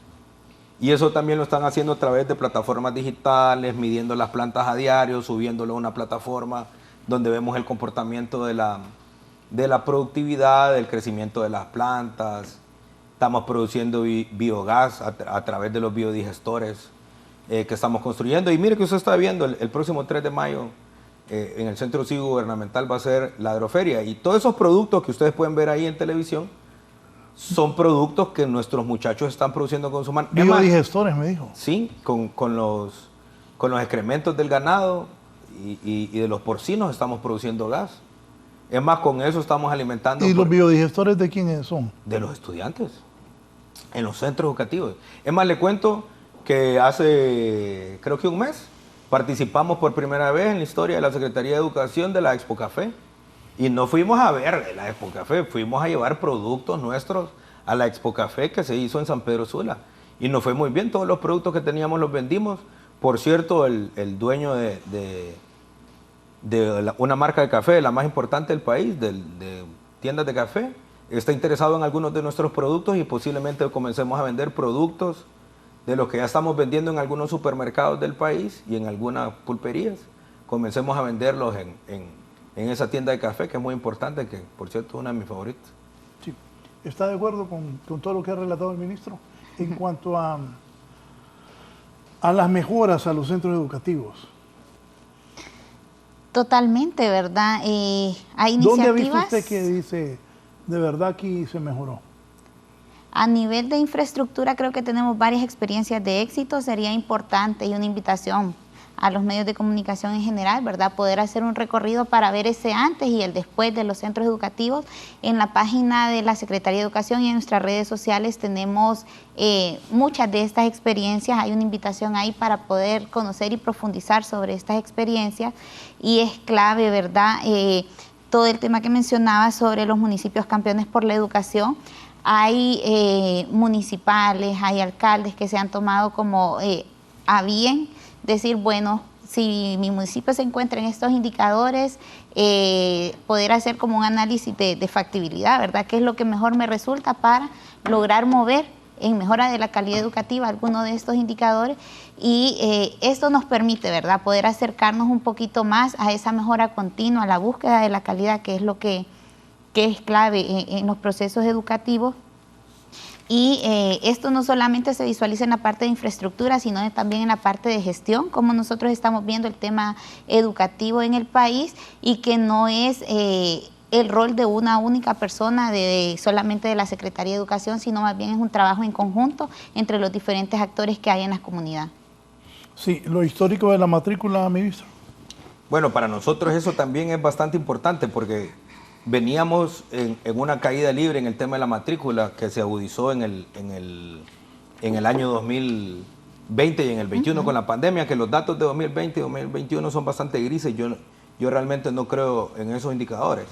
Pero nosotros año con año, del 2022 al año 2024, hemos venido creciendo en algunos tramos modestamente y en algunos otros importantes.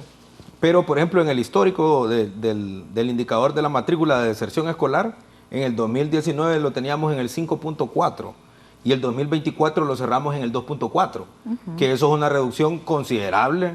Eso es un gigantesco éxito de este gobierno, de los profesores y de las profesoras, y de eso debemos de estar muy satisfechos. Ahora, ¿cuál es el reto, Raúl? Mantener esa tendencia, mantener la tendencia a aumentar la matrícula, y mantener la tendencia, que es importantísimo, de la retención de la matrícula. ¿Por qué? Porque de poco sirve que al inicio de año llenemos los salones de clases, pero cuando ya lleguemos al mes de octubre hayamos perdido 100,000 escolares, por decir algo, que tuvimos un periodo, un año, que perdimos casi esa cantidad de escolares. Entonces, esto para mí ha sido muy, muy significativo, y en el comportamiento histórico de la matrícula tenemos muy buenos indicadores. Al último corte que hicimos, ahora que está terminando el mes, ya tenemos registrado 1.810.000, y lo que tenemos registrado todavía es el 90% de la matrícula total. Es decir, todavía hay escuelas y centros educativos de educación media que no han terminado de cargar la matrícula. Sumado a ello, los que están en la primaria acelerada y en el programa de alfabetización, seguro, Raúl, que este año vamos a llegar a la meta de los 2 millones de escolares. 2 millones. 2 millones. Esa era la meta que nos pusimos en el año 2022. Nosotros dijimos en el 2022 que la meta al cierre del gobierno en el 2025 era llegar a los 2 millones de escolares. Sin duda que este año vamos a llegar a esa meta. Y el enorme reto es mantener la deserción escolar por debajo del 2.4, que ha sido el punto más bajo que nosotros lo hemos tenido en nuestros 4 años de gobierno. Un tema, ¿cuántas recuperaciones hay ahora? Una. ¿Por qué habían tantas recuperaciones? Porque el gobierno de Honduras en el pasado lo que quería era maquillar estadísticas. No hay ninguna otra explicación. Nosotros tuvimos un periodo de tiempo que tuvimos hasta 5 recuperaciones, una escuela de vacaciones, y eso era, mire, se lo digo yo como educador, teníamos tantas recuperaciones que el mensaje que a nosotros nos mandaban subterráneos es pasen a los hipotes porque vamos a seguir haciendo recuperaciones aunque no sepan. Hasta 5 recuperaciones. Sí, nosotros tuvimos... No, yo me acuerdo que decía yo... 2015, 16, 17 tuvimos 5 recuperaciones. ¿Y qué aprendió un alumno? Bueno, el tema era que pasara. sí, el impacto lo vimos en el tema del ingreso a las universidades. Usted vio... Que no pasaban los exámenes. Exactamente. Y eso nosotros, hoy que estamos en este proceso de, no, que qué está haciendo el gobierno, que no sé qué. Los muchachos que van a entrar ahora a la universidad, nosotros los recibimos en la pandemia en el 2022. Estaban en 9º grado. El problema es que no se hicieron en el pasado medidas de contención. Es decir, decíamos, sí, tenemos altos índices de aprobación. Sí, pero los hipotes no sabían. Y otra cosa importante, Raúl, que no he dicho todavía en el programa, es el tema del desarrollo tecnológico de la Secretaría. Fíjese que este año, ahora en junio, con algunas escuelas bilingües que se gradúan, vamos a emitir por primera vez en la historia de este país títulos digitales. Antes de eso, dígame, ¿el rendimiento actual de los estudiantes cuál es en relación a esos años donde se habían hasta 5 recuperaciones y decía yo, el fin, pensaba yo, era que pasen todos? Pues. Hasta ahora vamos a saber este mes porque Vienen las evaluaciones. saliendo de Semana Santa terminamos las evaluaciones. Sí, eso por un lado, ¿verdad? Y también es importante visualizar que hay un rezago importante. Esto no depende solamente de la cantidad de horas invertidas dentro de los salones de clases, sino también de esos apoyos externos que nos pueden dar los padres de familia, la comunidad en general. Hay una invitación para el aprendizaje autónomo. Si estamos hablando del desarrollo de un enfoque por competencias, ¿verdad? Necesitamos que los estudiantes tengan esa visión de interesarse por la lectura, por el autoaprendizaje. Tenemos muchos recursos en varias zonas del país que a través del internet, a través de nuestro celular, podemos acceder a contenidos que son de interés y de formación. Entonces, no todo lo puede dar la escuela, pero sí es una guía importante para enseñarnos a discernir qué es lo que tenemos que aprender, ¿verdad? Y cuando logramos un aprendizaje significativo, entonces hay rezagos, sí, pero también es importante visualizar cuáles son los recursos que tenemos alrededor para poder contrarrestarlo. Sí, la gente hace un rato, él mencionó, entonces el rendimiento actual de los estudiantes ha mejorado, en su opinión. En mi opinión, sí, y los resultados los vamos a ver ahora mismo, Raúl, que terminaron las evaluaciones del primer parcial. Pero mire, más allá del rendimiento, Raúl, yo pienso que hay que tomar en cuenta algo. Yo en la Secretaría de Educación... Yo porque el rendimiento es fundamental. Sí, he hecho muchas cosas que hago en el salón de clases. Yo en el primer parcial los aprieto a los estudiantes, en el segundo parcial, que ya se acomodaron, los aflojo un poquito, en el tercer parcial los vuelvo a apretar. Entonces, ¿qué es lo que ocurre? ¿Y por qué apretamos a los estudiantes y por qué pisamos el acelerador? ¿Qué clase de usted? Historia, sociología. Todavía. Bueno. Daba antes de ser ministro. Sí, cierto. Ahora estamos en otro que hacer, pero voy a volver a los salones de clase. A mí me encanta dar clases, sobre todo en la universidad. Entonces, ¿qué es lo que ocurre, Raúl?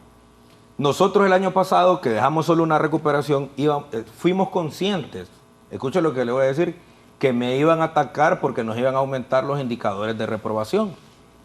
Y me atacaron los medios. Dijeron que nosotros habíamos calculado que el índice de reprobación nos iba a aumentar en 8 puntos, pero fíjate que no pasamos del 4. Entonces, ¿qué es lo que tiene que ocurrir aquí? La lección ya la aprendieron los estudiantes y la madre y los padres de familia. Año pasado solo una recuperación, este año sigue igual, pero este año acuérdense que cambiamos la dinámica. Teníamos 70 puntos de acumulativo y 30 puntos de examen, y este año tenemos 50 puntos de examen y 50 puntos de acumulativo.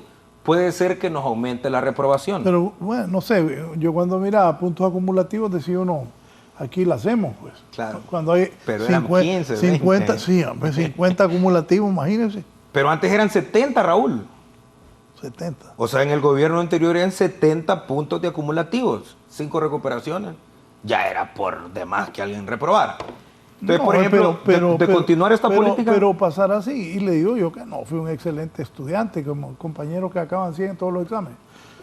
Pero pasar así es no tener conocimiento. Bueno, los resultados están en la universidad. También soy del criterio que el examen no necesariamente dice cuánto sabe. Pero hoy que tenemos estos aparatos, Usted y yo tuvimos que ir a la enciclopedia, a la biblioteca a buscar. Cuando yo era estudiante en el colegio no existía Google todavía, ni los buscadores que tenemos hoy. Que fue a escuela, en el colegio no había manera de copiar y pegar. Era que había que ir a leer por lo menos, al menos Raúl, para poder hacer una tarea.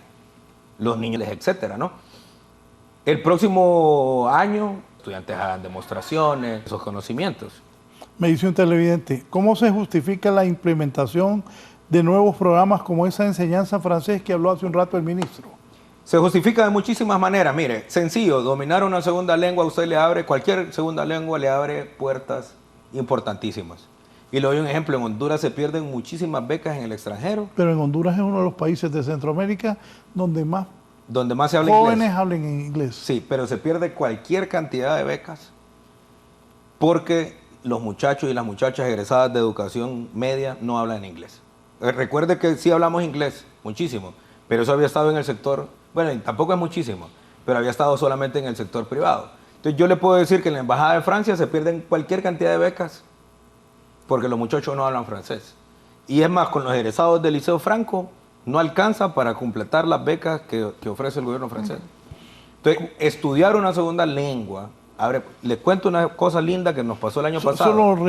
Y me la cuenta después.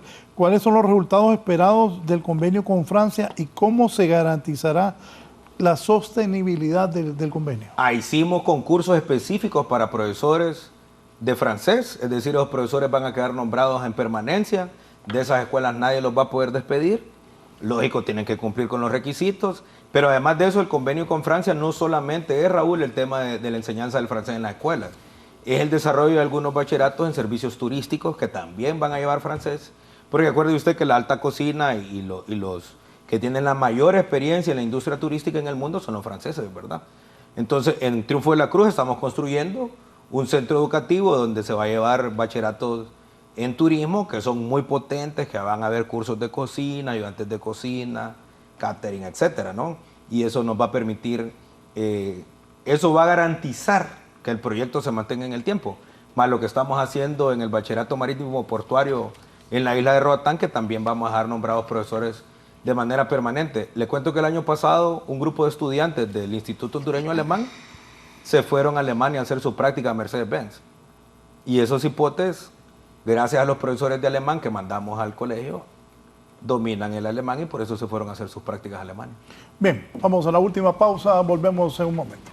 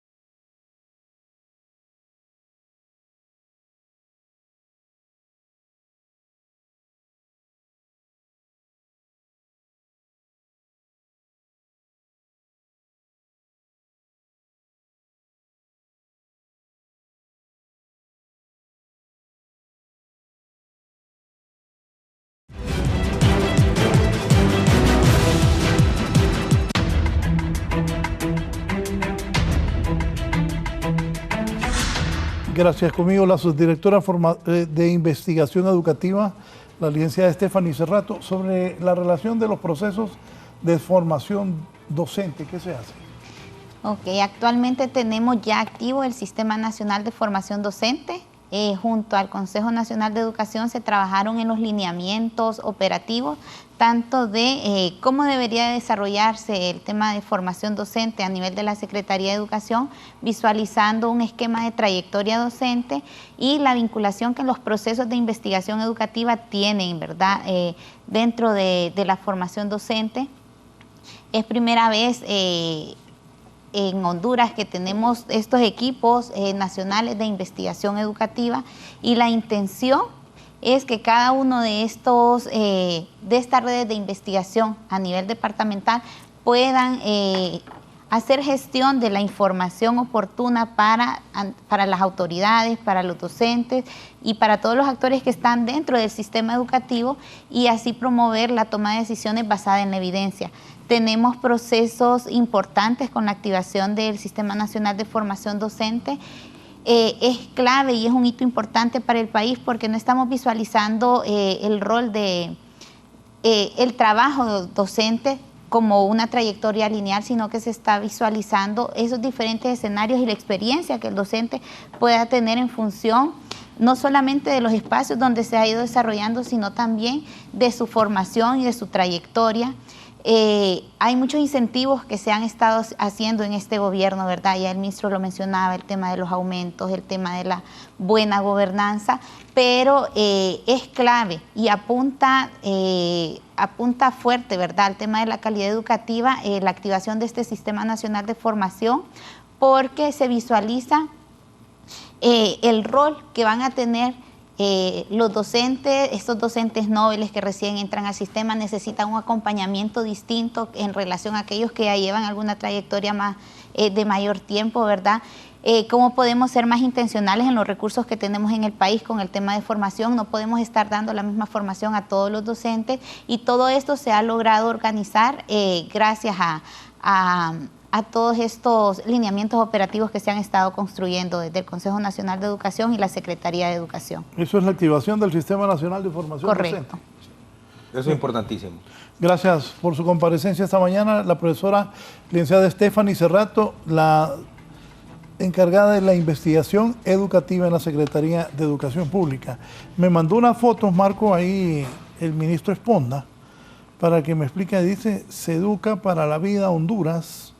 ¿Esto es un uniforme de un equipo de béisbol?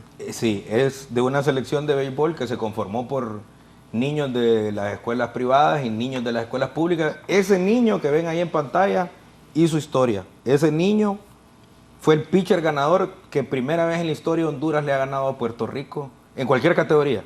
A Puerto Rico. Ese niño ¿Y fue dónde el jugaron? pitcher. Jugaron en Puerto Rico. Enviamos a 3 niños de centros educativos públicos que, bueno, uno de los más importantes que era el pitcher, ¿no? Este niño se llama Roger Fabricio Vallejo Huete. Él era de una escuela pública. Este niño es de la escuela Olimpia Carranza de Erazo de la comunidad de San Buenaventura del Triunfo Choluteca. Por cierto, voy para Choluteca. Es que ahí la influencia de Nicaragua. Pero ahora le voy a decir otra cosa. Esto es Triunfo. esta es la selección que representó a Honduras, que son niños del sistema educativo. Qué bueno. Estos niños... Le voy a decir algo. Cuando yo estaba a Cipote, se jugaba béisbol, aquí estaba Medias Verdes, claro, Fuerza Aérea, Flor de Caña y otros equipos. Pilluelo, Bantral, Gigantes. Pero esto ya era en la mayor, y Honduras en selección lo hacía bastante bien. Claro. Yo también, ahí sí le acepto. cuento que estoy reviviendo. Ahí le acepto que yo en el barrio era el que tenía más guantes, pero le hacía un poco de shortstop y podía agarrar la pelota. Mire, y también la podía lanzar. Anda bien esto. ¿La podía lanzar? Claro. O sea, la tiraba al plato y ponchaba. Shortstop, pues. Mire ahí, pero además de eso, Raúl, es que, por ejemplo, en La Ceiba, donde yo jugué béisbol, junto a iniciativa de compañeros maestros, también hemos nombrado entrenadores de béisbol en centros educativos, y ya tenemos conformados 4 o 5 equipos de béisbol en La Ceiba. Uno de ellos está en el Instituto La Ceiba, que le mando saludos a los compañeros allá con los que jugué en Delfines, que algunos de ellos son profesores y que están entrenando los equipos. ¿De qué jugó usted? Yo jugué de center. Ajá. ¿Tenía buen brazo? Claro, tengo todavía buen brazo. A ver. Y el... Ve que sé, ¿no? Sí, no, claro, se reconoce. Y el tema de esto, Raúl, fíjese que una de las cosas que, por cierto, un colega periodista suyo que ya está bastante mayor, creo que está senil ya, me criticó mucho porque le entregué una camiseta de la selección de Honduras al Papa Francisco cuando nos invitó él a la jornada de trabajo a No, líderes fíjate, influyentes. no porque usted me cae bien, pero yo dije que eso estaba bueno. Sí, Fíjese, que a él le gusta el fútbol. Claro. Al Papa le gustaba el fútbol. Para los que no sabían, el Papa Francisco tiene en el Vaticano una sala donde están exhibidas todas las camisetas que a él le han obsequiado. Y ahí en un lugar especial está la camiseta de la H, porque este es un servidor con mi esposa se la entregamos. Pero más allá de entregar la camiseta de la H, que también le regalé un libro de autoría. Algunas veces pensé que qué decía el Papa Francisco cuando el hondureño Bennett, que Bennett aparece en San Lorenzo, con Mauricio Caguas en Canal 11 y en Todo Deportes, cuando Vene le entró fuerte a uno y Maradona le inventó la madre, y dije, he pensado que iría Francisco. Vamos a dejar esa pregunta en el tintero porque no se la puede hacer, pero seguro el Papa Francisco... Hay una historia famosa que el Coco Basile, cuando el Papa Francisco era sacerdote, lo sacó. Pero sabe que el Papa Francisco me dijo una cosa valiosa y por eso firmamos el convenio con escuelas y fútbol en las escuelas. Me dijo, el deporte salva a los chicos y tiembla el carácter. Es cierto. Y precisamente eso es lo que estamos haciendo porque, mira, está muy bien y se ha invertido muchísimo en canchas deportivas y yo felicito eso. Pero si no gestionamos el deporte, si no hay personas dedicadas a la gestión del deporte, el deporte desaparece. Y una cosa buena, Raúl, que también hemos hecho, este año aperturamos el bachillerato en deportes en el Instituto Central Vicente Cáceres, que está orientado a eso. El profesor Grimaldi, peruano, lo he conocido y es un profesional, y ojalá que los preparadores físicos hondureños se profesionalizaran de esa manera. Estamos trabajando en eso. Para que haya nivel y sea una profesión también que se necesita en el país. Aparte de eso, el deporte lo hace ser puntual a uno, ser responsable, lo hace ser una persona... Bueno, yo las primeras veces que me levanté temprano era porque iba a entrenar a las 5 de la mañana en el Virichiche. Y el entrenador del equipo era don Miguel Escalante. Y el profesor Escalante estaba a las 4:45 de la mañana en la cancha de tierra del Virichiche. Cuando estaba frío se abrazaba así con el cuerpo con los brazos, una gorra y una chumpa. Y nosotros empezábamos a entrenar a las 5 de la mañana. ¿A las 5? ¿Todos los días? Todos los días, de lunes a viernes. Claro. Y jugábamos en el estadio los sábados. Que iba a andar pensando en andar en cosas que no. Claro, claro. Ahora, Raúl, ¿cuál es el salto cualitativo que estamos dando? El año pasado atendimos 180,000 niños. Y nosotros hoy en la Secretaría, no sé si los compañeros pueden enfocar, hemos desarrollado o estamos implementando el uso de una plataforma junto a FIFA, donde nosotros estamos llevando, Raúl, acá, estamos llevando el registro de la cantidad de centros educativos, de la cantidad de niños, de las posiciones donde juegan. Entonces, ¿esto qué nos va a permitir, Raúl? ¿Cuántos balones tienen en cada uno de los equipos, los tamaños de las canchas, cuántos niños, cuántas niñas hay? Y eso nos va a permitir, Raúl, que si por ejemplo usted es directivo de la FFA, de la FFH, perdón, y dice, ministro, necesitamos que nos ubique a los menores de 15 que juegan en la posición de delantero, que tienen mejor rendimiento, nosotros le podemos mandar la lista de los 10 mejores delanteros, por ejemplo, o los 10 porteros menos batidos. ¿Por qué? Porque hoy con este trabajo que estamos haciendo en la Secretaría estamos generando también un tema de gestión del deporte. Entonces va a ser muchísimo más fácil conformar selecciones. Generalmente usted recuerda que las selecciones se hacían de los barrios donde se hacía más deporte y se quedaban jugadores importantes por fuera. Hoy con este trabajo que estamos haciendo con FIFA, con la Federación Hondureña de Fútbol y con toda esta estructura que estamos montando de gestión del deporte en la Secretaría de Educación, vamos a poder dar los datos asertivos en tiempo real de quiénes son los muchachos y las muchachas más destacadas en diferentes disciplinas. Y eso nos va a permitir, porque son dos objetivos. El primero, que es el tema que trabajamos con el Papa, es prevención de violencia. Y el segundo es lograr identificar atletas para el alto rendimiento, para que Honduras pueda competir. Nos vamos, profesora Stephanie, gracias. ¿Qué le dice a los hondureños, a los padres y madres de familia que tienen a sus hijos en escuelas y colegios a nivel nacional? Apostemos por la educación, estamos haciendo acciones muy fuertes y para lograr acercarnos a la calidad educativa, pero esto depende definitivamente de que tengamos esos apoyos estratégicos de los padres de familia, de la comunidad, cuidemos a nuestra niñez, a nuestra juventud, acerquémonos al deporte, la salud mental es clave, ¿verdad? Entonces es una invitación para que nos sigamos formando y educando. Gracias. Antes de irnos, y los torneos intercolegios, interescuelas, ¿se hacen todavía? Lo estamos haciendo. Uno, mire, cuando yo estaba, eso era muy bonito, jugábamos Guillén San Miguel, Guillén Central, Guillén Mía Selva, Guillén Técnico Honduras. Los 10 mejores. De ahí se clasificaban 2 al campeonato nacional colegial. Me acuerdo una vez jugamos la final en La Ceiba y así, era algo, el deporte aleja a los jóvenes de los vicios, sin ninguna. Y de la violencia. Pues lo estamos haciendo. Y empezamos regional, Raúl, y este año vamos a jugar el campeonato nacional. Aspiramos a jugarnos en las canchas de la Liga Nacional en el periodo de vacaciones, en noviembre. Y le cuento que estamos trabajando el tema de baloncesto aquí también. Nos ha costado un poco encontrar profesores especializados en baloncesto, pero este año también, el segundo semestre, vamos a organizar nuevamente el campeonato que se llamaba tradicionalmente los 10 mejores, que enfrentaba a centros educativos gubernamentales a no gubernamentales. Y además, con los campeonatos de béisbol que también estamos tributando a ello, que vamos a organizar, como le digo, revivimos la Liga de Béisbol prácticamente, estamos a pocos días de revivirla. La Liga de Béisbol en La Ceiba, que había perdido sus equipos más importantes, hoy con los equipos que quiero agradecer al comandante de la base aérea en La Ceiba, a los profesores que de manera voluntaria están entrenando. Le cuento que estamos construyendo, además de las canchas de fútbol que ya tenemos en algunos centros educativos en La Ceiba, estamos construyendo también diamantes de béisbol en el ITLA, en el Instituto La Ceiba, y no recuerdo en qué otro centro educativo, pero son 4 centros educativos en La Ceiba que estamos construyendo diamantes de béisbol. ¿Para qué, Raúl? Para que no ocurra una cosa terrible que ha venido ocurriendo, que es que los centros educativos están cerrados el fin de semana y están cerrados todo diciembre y enero.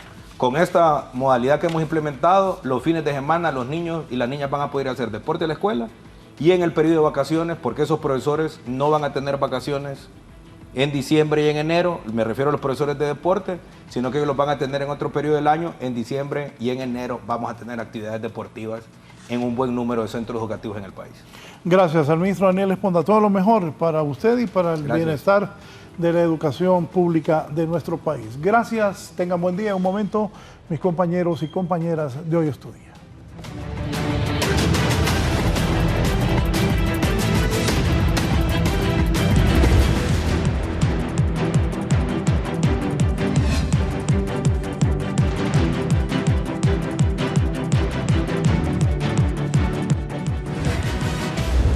Esto es La Entrevista con Raúl Valladares.